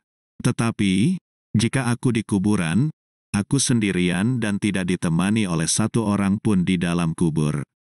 Sesungguhnya kunci kubur ada pada malaikat Israfil alaihi salam dan dia membukanya di hari kiamat sambil berkata, 'Barang siapa dunia telah menjadi penjaranya, maka kuburan adalah surganya.' Maksudnya, barang siapa ketika di dunia mengekang nafsunya dari larangan-larangan Allah, maka dia akan mendapatkan balasan kebaikan di alam kuburnya." Kisah ke-57. Disebutkan di dalam kitab Al-Mawa'idz Al-Usfuriyah, halaman 17. Diceritakan dari Hasan Al-Basri, bahwa dia duduk di pintu rumahnya dan ada jenazah yang lewat. Di belakang jenazah itu ada manusia.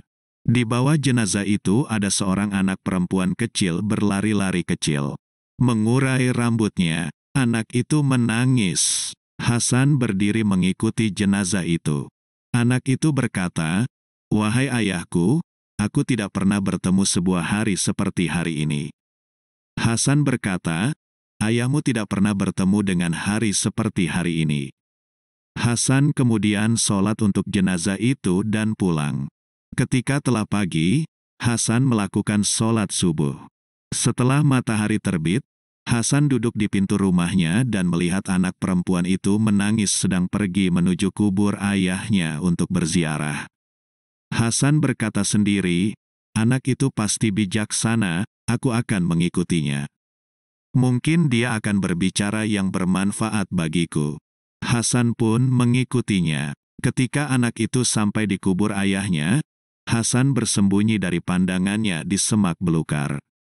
Anak itu memeluk kubur ayahnya, meletakkan pipinya di tanah dan berkata, "Wahai ayahku, bagaimana rasanya kamu menginap di gelapnya kubur sendirian tanpa lampu dan teman yang ramah? Wahai ayahku, aku masih menyalakan lampu untukmu kemarin malam, maka siapa yang menyalakan lampu untukmu semalam?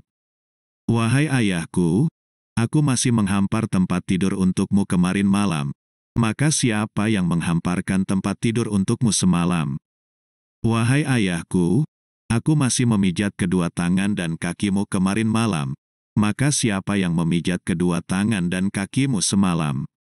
Wahai ayahku, aku masih memberimu minum kemarin malam, maka siapa yang memberimu minum semalam? Wahai ayahku, aku masih membolak-balik badanmu miring ke kanan dan ke kiri kemarin malam, maka siapa yang membolak-balik badanmu semalam? Wahai ayahku, aku masih menutupi badanmu yang terbuka kemarin malam, maka siapa yang menutupimu semalam? Wahai ayahku, aku masih mengusap wajahmu kemarin malam, maka siapa yang mengusap wajahmu semalam? Wahai ayahku, kamu masih memanggil kami kemarin malam, maka siapa yang kamu panggil semalam dan siapa yang menjawab panggilanmu? Wahai ayahku, aku masih memberimu makan kemarin malam ketika kamu ingin makan, maka apakah kamu ingin makan dan siapa yang memberimu makan semalam? Wahai ayahku, aku masih memasak untukmu bermacam makanan kemarin malam, maka siapa yang memasak untukmu semalam? Hasan menangis dan menampakkan dirinya pada anak itu, mendekat padanya dan berkata, "Wahai anak perempuanku, jangan katakan ucapan-ucapan itu tetapi katakanlah, kami arahkan wajahmu ke arah kiblat, Apakah kamu masih dalam keadaan seperti itu atau kamu telah berpaling ke arah lain? Wahai ayahku, kami telah memberimu kafan dengan kafan yang bagus. Apakah kafan itu masih seperti semula atau telah dilepas darimu? Wahai ayahku, kami telah meletakkan kamu di dalam kubur dalam keadaan bagus badanmu. Maka apakah tetap seperti itu atau ulat-ulat telah memakanmu? Katakan, wahai ayahku, sesungguhnya ulama berkata bahwa hamba ditanya tentang iman. Di antara hamba itu ada yang bisa menjawab dan ada yang tidak bisa. Apakah kamu menjawabnya atau kamu tidak bisa menjawabnya? Wahai ayahku, ulama berkata, kubur itu diluaskan kepada sebagian orang dan disempitkan kepada sebagian orang. Apakah kubur itu sempit untukmu ataukah luas? Wahai ayahku, sesungguhnya ulama berkata, sebagian mereka diganti kafannya dengan kafan surga dan sebagian lagi diganti dengan kafan neraka. Apakah digantikan untukmu dari neraka atau dari surga? Wahai ayahku, sesungguhnya ulama berkata, sesungguhnya kubur adalah sebuah taman dari taman-taman surga atau jurang dari jurang-jurang neraka. Apakah kuburmu adalah taman surga ataukah jurang neraka? Wahai ayahku, sesungguhnya ulama berkata, kubur memeluk sebagian mereka seperti pelukan orang tua yang penuh kasih sayang, dan membenci juga memeras sebagian mereka sehingga remuk tulang-tulang mereka. Apakah kubur memelukmu atau membencimu?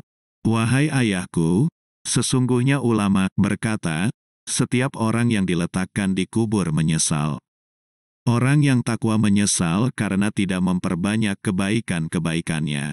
Orang-orang ahli maksiat menyesal kenapa dia melakukan kejelekan-kejelekan. Apakah kamu menyesal atas kejelekan-kejelekanmu atau atas sedikitnya kebaikan-kebaikanmu? Wahai ayahku, kamu menjawabku saat aku memanggilmu. Ketika aku memanggil di ujung kuburmu, aku tidak mendengar suaramu. Wahai ayahku, kamu telah pergi dengan sebuah kepergian yang kamu tidak akan pernah bertemu lagi denganku sampai hari kiamat. Ya Allah, jangan halangi kami dari pertemuan dengannya di hari kiamat. Anak perempuan itu berkata, wahai Hasan, betapa bagusnya ratapanmu pada ayahku dan betapa bagusnya peringatan untukku dan menyadarkanku dari tidurnya orang-orang lalai. Kemudian anak itu pulang bersama Hasan dalam keadaan menangis.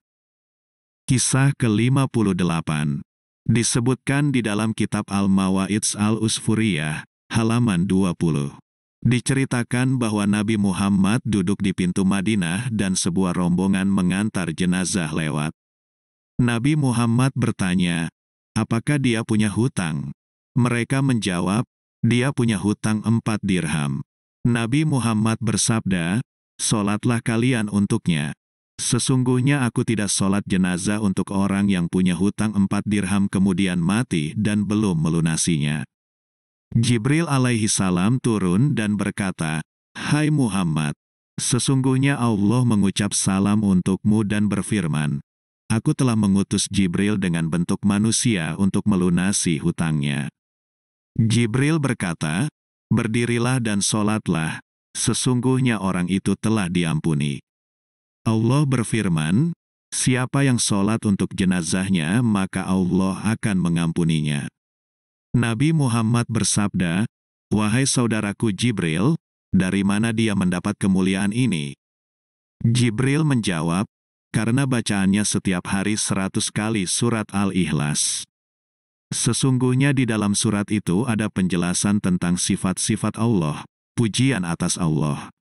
Jibril melanjutkan, barang siapa membaca surat Al-Ikhlas 1 kali sepanjang hidupnya, maka dia tidak akan keluar dari dunia kecuali akan melihat tempatnya di surga. Lebih khusus lagi jika membacanya dalam sholat 5 waktu setiap hari. Jumlah itu akan memberi syafaat untuknya di hari kiamat dan untuk keluarganya dari kalangan yang ditetapkan masuk neraka. Kisah ke-59 disebutkan di dalam kitab Al-Mawa'idz Al-Usfuriyah, halaman 21. Diceritakan bahwa di kalangan bangsa Israel ada seorang laki-laki jahat yang tidak pernah mencegah dari berbuat jahat. Penduduk negerinya tidak mampu menghalanginya berbuat jahat. Mereka merendahkan diri kepada Allah Ta'ala untuk membebaskan mereka dari lelaki jahat itu. Allah mewahyukan kepada Nabi Musa alaihi salam bahwa di dalam bangsa Israel ada seorang pemuda jahat. Keluarkan dia dari negeri mereka sehingga api tidak diturunkan kepada mereka. Nabi Musa alaihi salam datang dan mengeluarkannya. Pemuda itu pergi ke sebuah desa dari beberapa desa. Allah perintahkan untuk mengeluarkannya dari desa itu. Nabi Musa mengeluarkannya dari desa itu. Pemuda itu keluar ke tempat sampah dan ke tempat yang tidak ada makhluk apapun. Tidak ada burung dan binatang buas. Pemuda itu sakit di tempat sampah itu. Dia tidak punya satupun penolong yang bisa membantunya.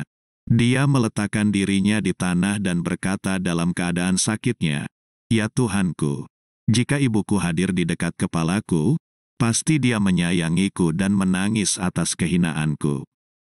Jika ayahku hadir di sampingku, pasti dia menolongku, memandikanku dan mengkafaniku.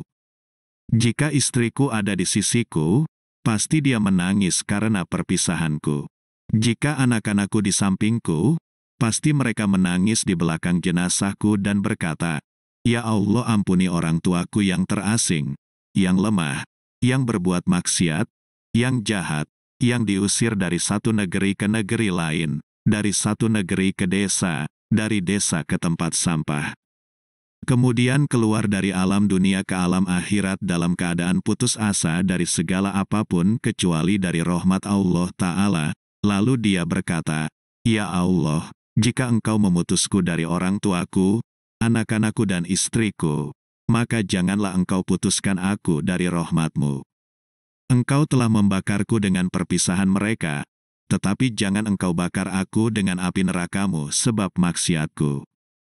Maka Allah mengirim padanya para bidadari dalam bentuk ibunya dan bidadari dalam bentuk istrinya, mengutus pemuda surga dalam bentuk anak-anaknya, dan mengutus seorang malaikat dalam bentuk ayahnya. Mereka duduk di sampingnya dan menangis untuk pemuda itu seakan-akan mereka anak-anaknya, istrinya, ibunya dan ayahnya yang hadir di sampingnya. Maka senanglah hati pemuda itu dan berkata, 'Ya Allah, jangan Engkau putus aku dari kasih sayang-Mu. Sesungguhnya Engkau Maha Kuasa atas segala sesuatu.' Pemuda itu meninggal dalam keadaan suci dan diampuni. Allah kemudian mewahyukan kepada Nabi Musa alaihi salam untuk pergi ke tempat sampah itu di tempat itu. Telah mati di tempat itu seorang kekasih Allah dari kalangan para kekasih Allah. Maka mandikanlah, kafanilah dan sholatlah untuknya. Ketika Nabi Musa alaihi salam hadir ke tempat itu, dia melihat pemuda yang dulu pernah diusirnya dari negeri ke desa atas perintah Allah Ta'ala, juga melihat bidadari sedang menangis untuknya. Nabi Musa alaihi salam berkata, 'Ya Allah, apakah dia pemuda jahat yang aku usir dari negerinya atas perintah-Mu?' Allah berfirman, 'Ya, wahai Musa, tetapi aku telah memberinya rahmat dan mengampuninya sebab rintihannya saat dia sakit, sebab perpisahannya dari negerinya, orang tuanya, anak-anaknya dan istrinya. Aku mengutus untuknya bidadari dalam bentuk ibunya, dan malaikat dalam bentuk ayahnya, sebagai kasih sayangku padanya atas rasa hinanya dalam keterasingannya. Jika orang asing telah mati, maka menangis untuknya penduduk langit dan bumi dengan rasa kasih sayang. Maka, bagaimana aku tidak akan menyayanginya padahal aku adalah zat yang paling maha penyayang di antara orang-orang yang penyayang." Kisah ke-60 disebutkan di dalam kitab Al-Mawa'idz Al-Usfuriyah, halaman 22. Diceritakan bahwa suatu hari orang-orang kafir berkumpul di rumah Abu Jahal. Tiba-tiba masuklah seorang lelaki yang dipanggil Torik As-Soidaloni. Torik berkata, "Betapa mudahnya Muhammad bagi kita jika kalian bersepakat pada ucapanku." Orang-orang kafir berkata, "Apa itu wahai Torik?" Lelaki itu berkata, sesungguhnya Muhammad menyandar di dinding Ka'bah. Jika seorang dari kita pergi untuk melemparkan batu besar dari atas Ka'bah pada saat yang tepat, maka Muhammad akan celaka. Seorang lelaki berdiri di antara mereka yang dikenal dengan nama Syihab. Syihab berkata, "Apakah kalian mengizinkanku untuk membunuhnya?" Mereka pun mengizinkan. Kemudian Syihab naik ke atas Ka'bah dengan membawa sebuah batu besar dan melemparkannya kepada Nabi Muhammad. Ternyata ada sebuah batu yang keluar dari dinding Ka'bah dan menangkap batu tadi di udara sampai Rasulullah pergi dari tempatnya. Kemudian jatuhlah batu itu ke bumi. Dinding itu masuk ke tempatnya dan kembali seperti semula. Syihab melihat kejadian itu dan merasa heran. Syihab turun dari Ka'bah dan datang ke hadapan Rasulullah, masuk Islam dan betapa bagus keislamannya. Torik juga masuk Islam. Syihab dan orang-orang yang bersamanya masuk Islam setelah melihat mukjizat ini. Iman kepada Nabi Muhammad di akhir zaman termasuk paling utamanya kedudukan karena mereka menetap di atas iman dan Islam di dalam jauhnya jarak tanpa menyaksikan Nabi Muhammad dan mukjizat-mukjizatnya. Kisah ke-61 disebutkan di dalam kitab Al-Mawa'idz Al-Usfuriyah, halaman 25. Abdullah bin Mubarak melihat sebuah kuda yang dijual di pasar dengan harga 40 dirham. Abdullah berkata, "Betapa murahnya kuda ini." Dikatakan kepadanya, "Kuda ini punya banyak celah." Abdullah bertanya, "Apa saja celah itu?" Pemilik kuda menjawab, "Kuda ini tidak bisa mengejar di belakang musuh. Berhenti sehingga musuh di belakang berhasil mengejarnya, meringkik dan menjerit di tempat yang seharusnya diam." Abdullah berkata, "Oh, kalau begitu kuda ini mahal." Abdullah meninggalkan kuda itu. Kemudian kuda itu dibeli oleh muridnya Abdullah. Ketika hari peperangan tiba, murid ini berperang menggunakan kuda itu dengan baik. Abdullah bertanya kepada muridnya itu, "Kamu telah menyembuhkan celahnya?" Muridnya berkata, "Ya, sebenarnya kuda ini persis seperti yang dibicarakan oleh pemiliknya dulu. Tetapi, ketika aku membelinya, aku bisikkan di telinganya, 'Hai kuda, sesungguhnya aku meninggalkan dosa-dosaku dan aku bertaubat. Aku kembali kepada Allah Ta'ala. Tinggalkanlah olehmu apa yang ada pada dirimu dari keburukan-keburukanmu.'" Kuda itu menggerakkan kepalanya 3 kali seakan menjawab bahwa dia akan meninggalkan celahnya itu. Aku pun tahu bahwa celah itu dari pemilik kuda dan bukan dari kudanya. Sesungguhnya kuda orang kafir mengutuk pemiliknya sampai turun dari punggungnya. Orang zolim ahli maksiat juga begitu.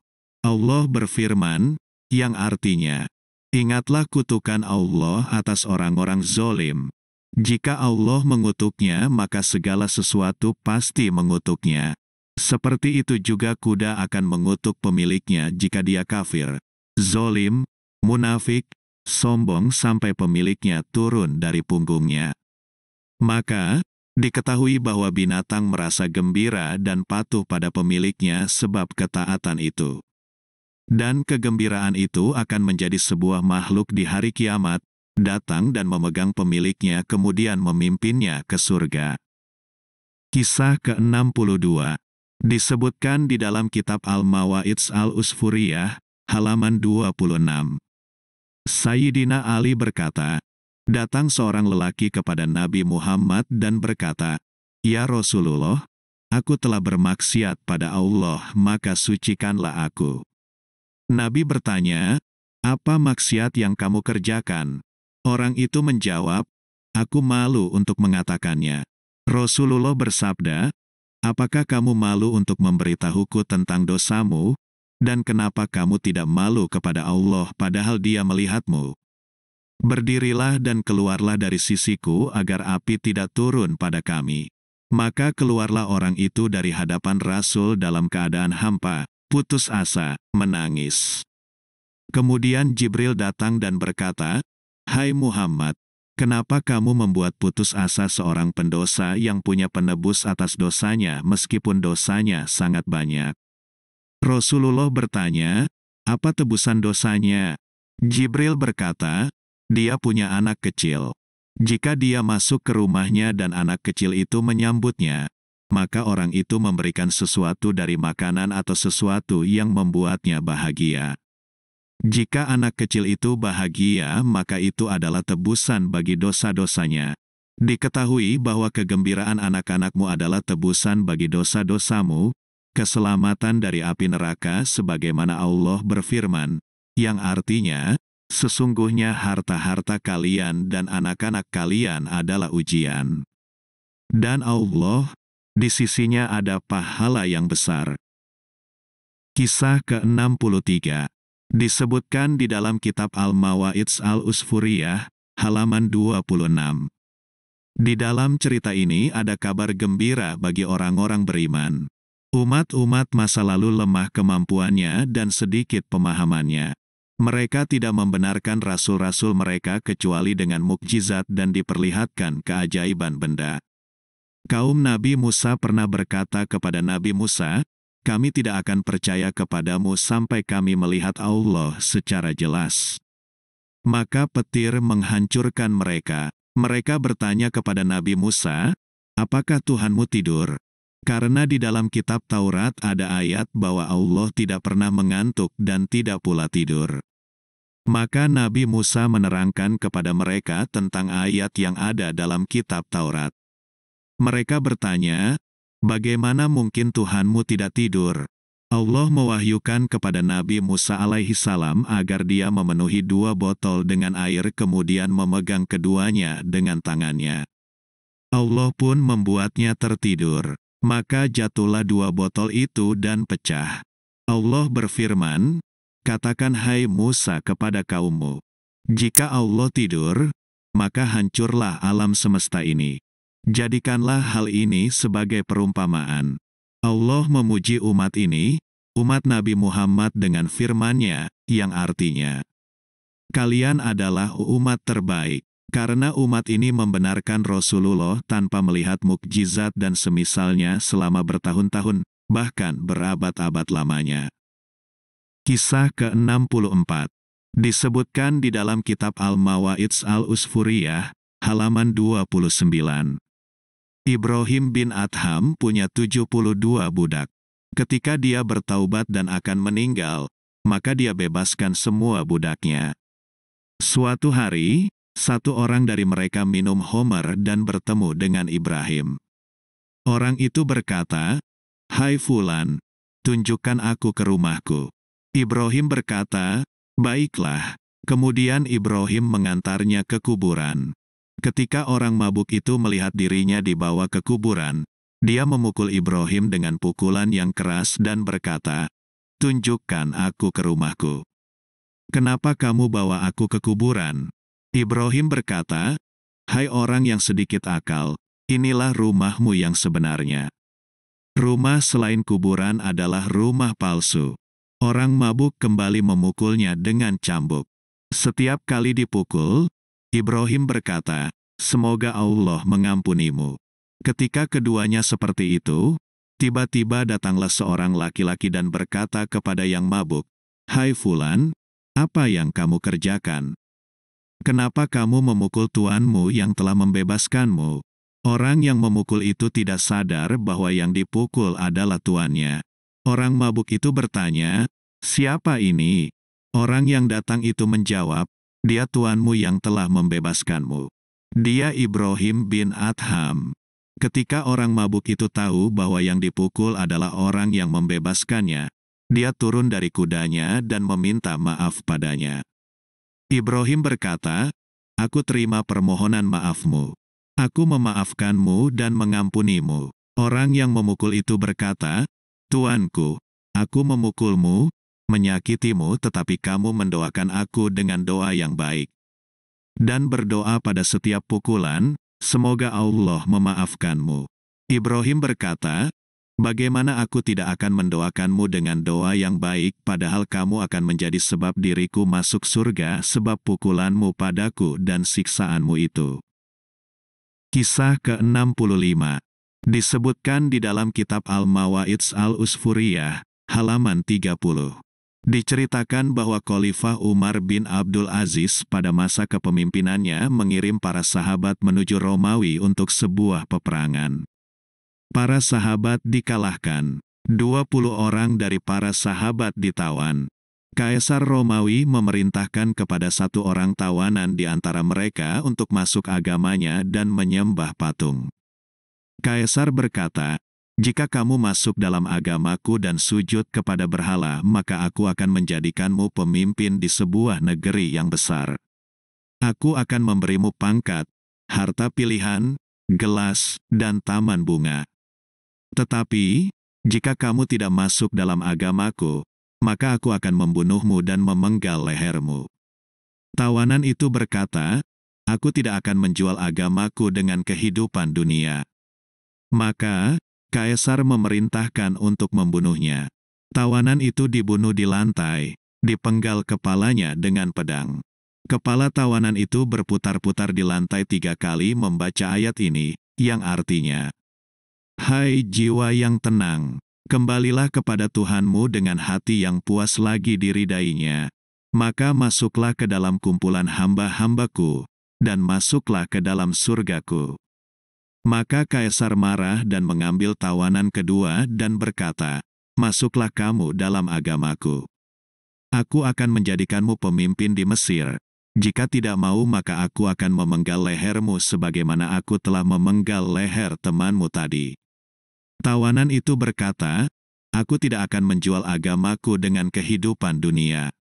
Kamu memang punya kekuasaan untuk memenggal leherku, tetapi kamu tidak punya kekuasaan untuk memenggal keimananku." Kaisar menyuruh agar dia dipenggal. Maka dipenggal kepalanya dan berputar 3 kali mengelilingi kepala teman yang tadi. Kepala itu membaca ayat, yang artinya, "Maka orang itu berada dalam kehidupan yang diridai, dalam surga yang tinggi, buah-buahannya dekat." Kemudian kepala itu diam dan menempel kepada kepala pertama tadi. Kaisar marah dengan kemarahan yang sangat besar. Kaisar menyuruh agar membawa tawanan ketiga. Kaisar berkata, "Apa yang akan kamu katakan? Apakah kamu akan masuk dalam agamaku? Kemudian aku jadikan kamu pemimpin." Kecelakaan menimpa tawanan itu. Dia berkata, "Aku mau masuk agamamu dan memilih dunia di atas kehidupan akhirat." Kaisar berkata kepada menterinya, "Tulis untuknya jumlah harta, berikan dia harta pilihan, gelas emas, dan pangkat." Menteri itu berkata, "Wahai Raja, bagaimana mungkin kita akan memberinya semua itu tanpa sebuah ujian?"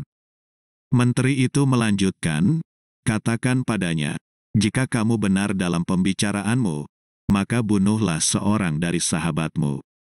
Jika kamu lakukan itu, maka kami akan percaya padamu." Kemudian, orang terkutuk dan terhina itu membawa seorang temannya dan membunuhnya. Maka raja menyuruh pada menterinya untuk menulis sejumlah harta. Menteri itu berkata pada raja, "Ini tidak masuk akal dan bukan sebuah kecerdasan jika raja membenarkan pembicaraannya." Orang itu tidak menjaga hak saudaranya yang dilahirkan bersama dan tumbuh bersama. Bagaimana mungkin dia akan menjaga hak kita? Raja pun menyuruh agar orang itu dibunuh. Prajurit membunuhnya dan memenggal kepalanya.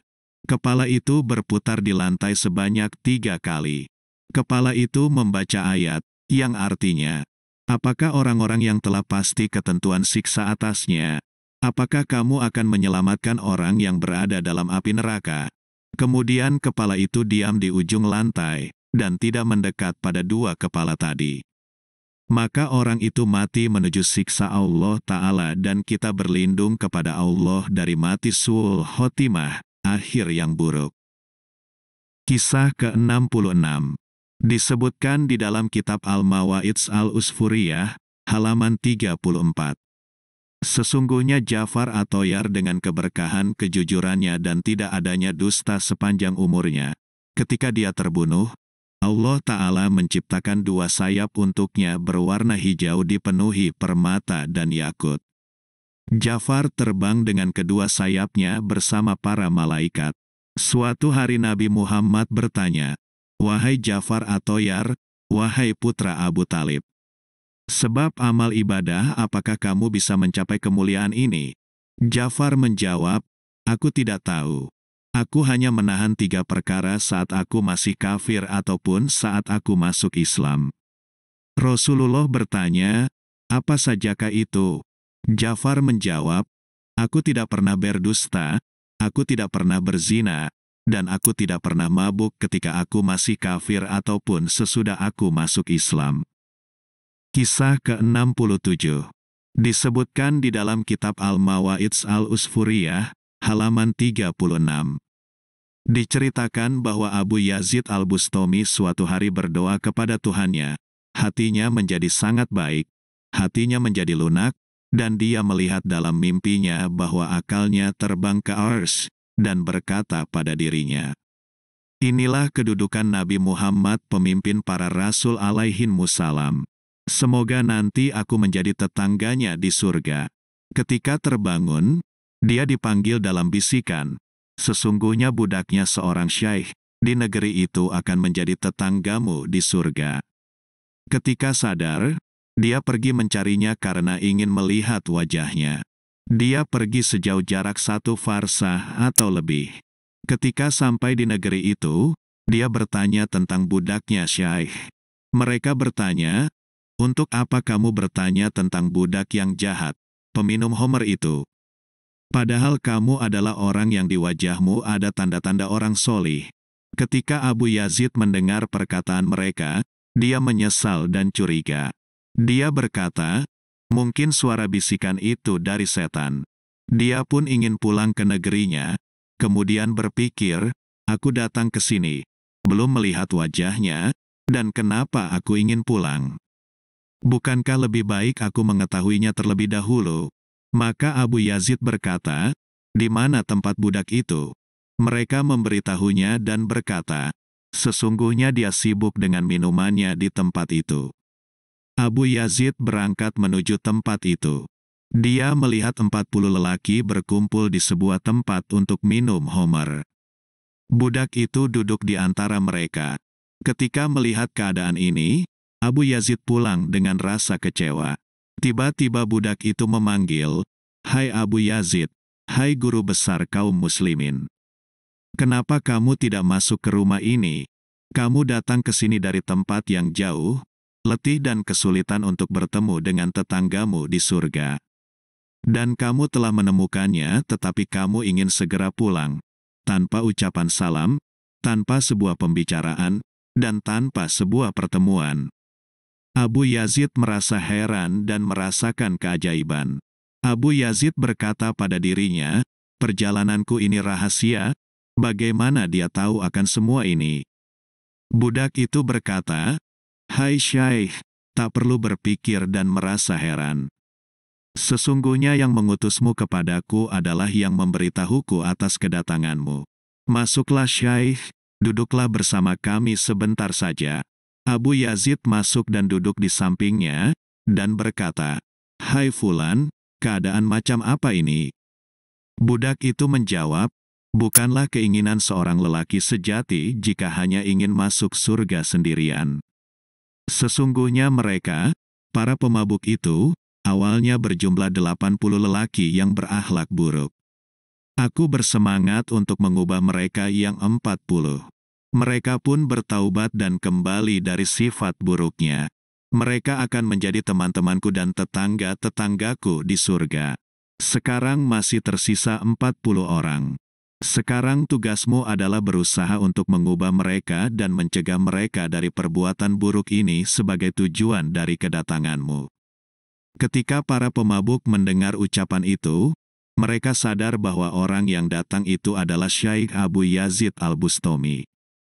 Mereka pun bertaubat semuanya, maka mereka semuanya yang berjumlah 82 lelaki itu akan menjadi teman dan tetangga di surga. Semoga kita semua ditakdirkan untuk menjadi penghuni surga dan menjadi teman dan tetangga dari orang-orang solih.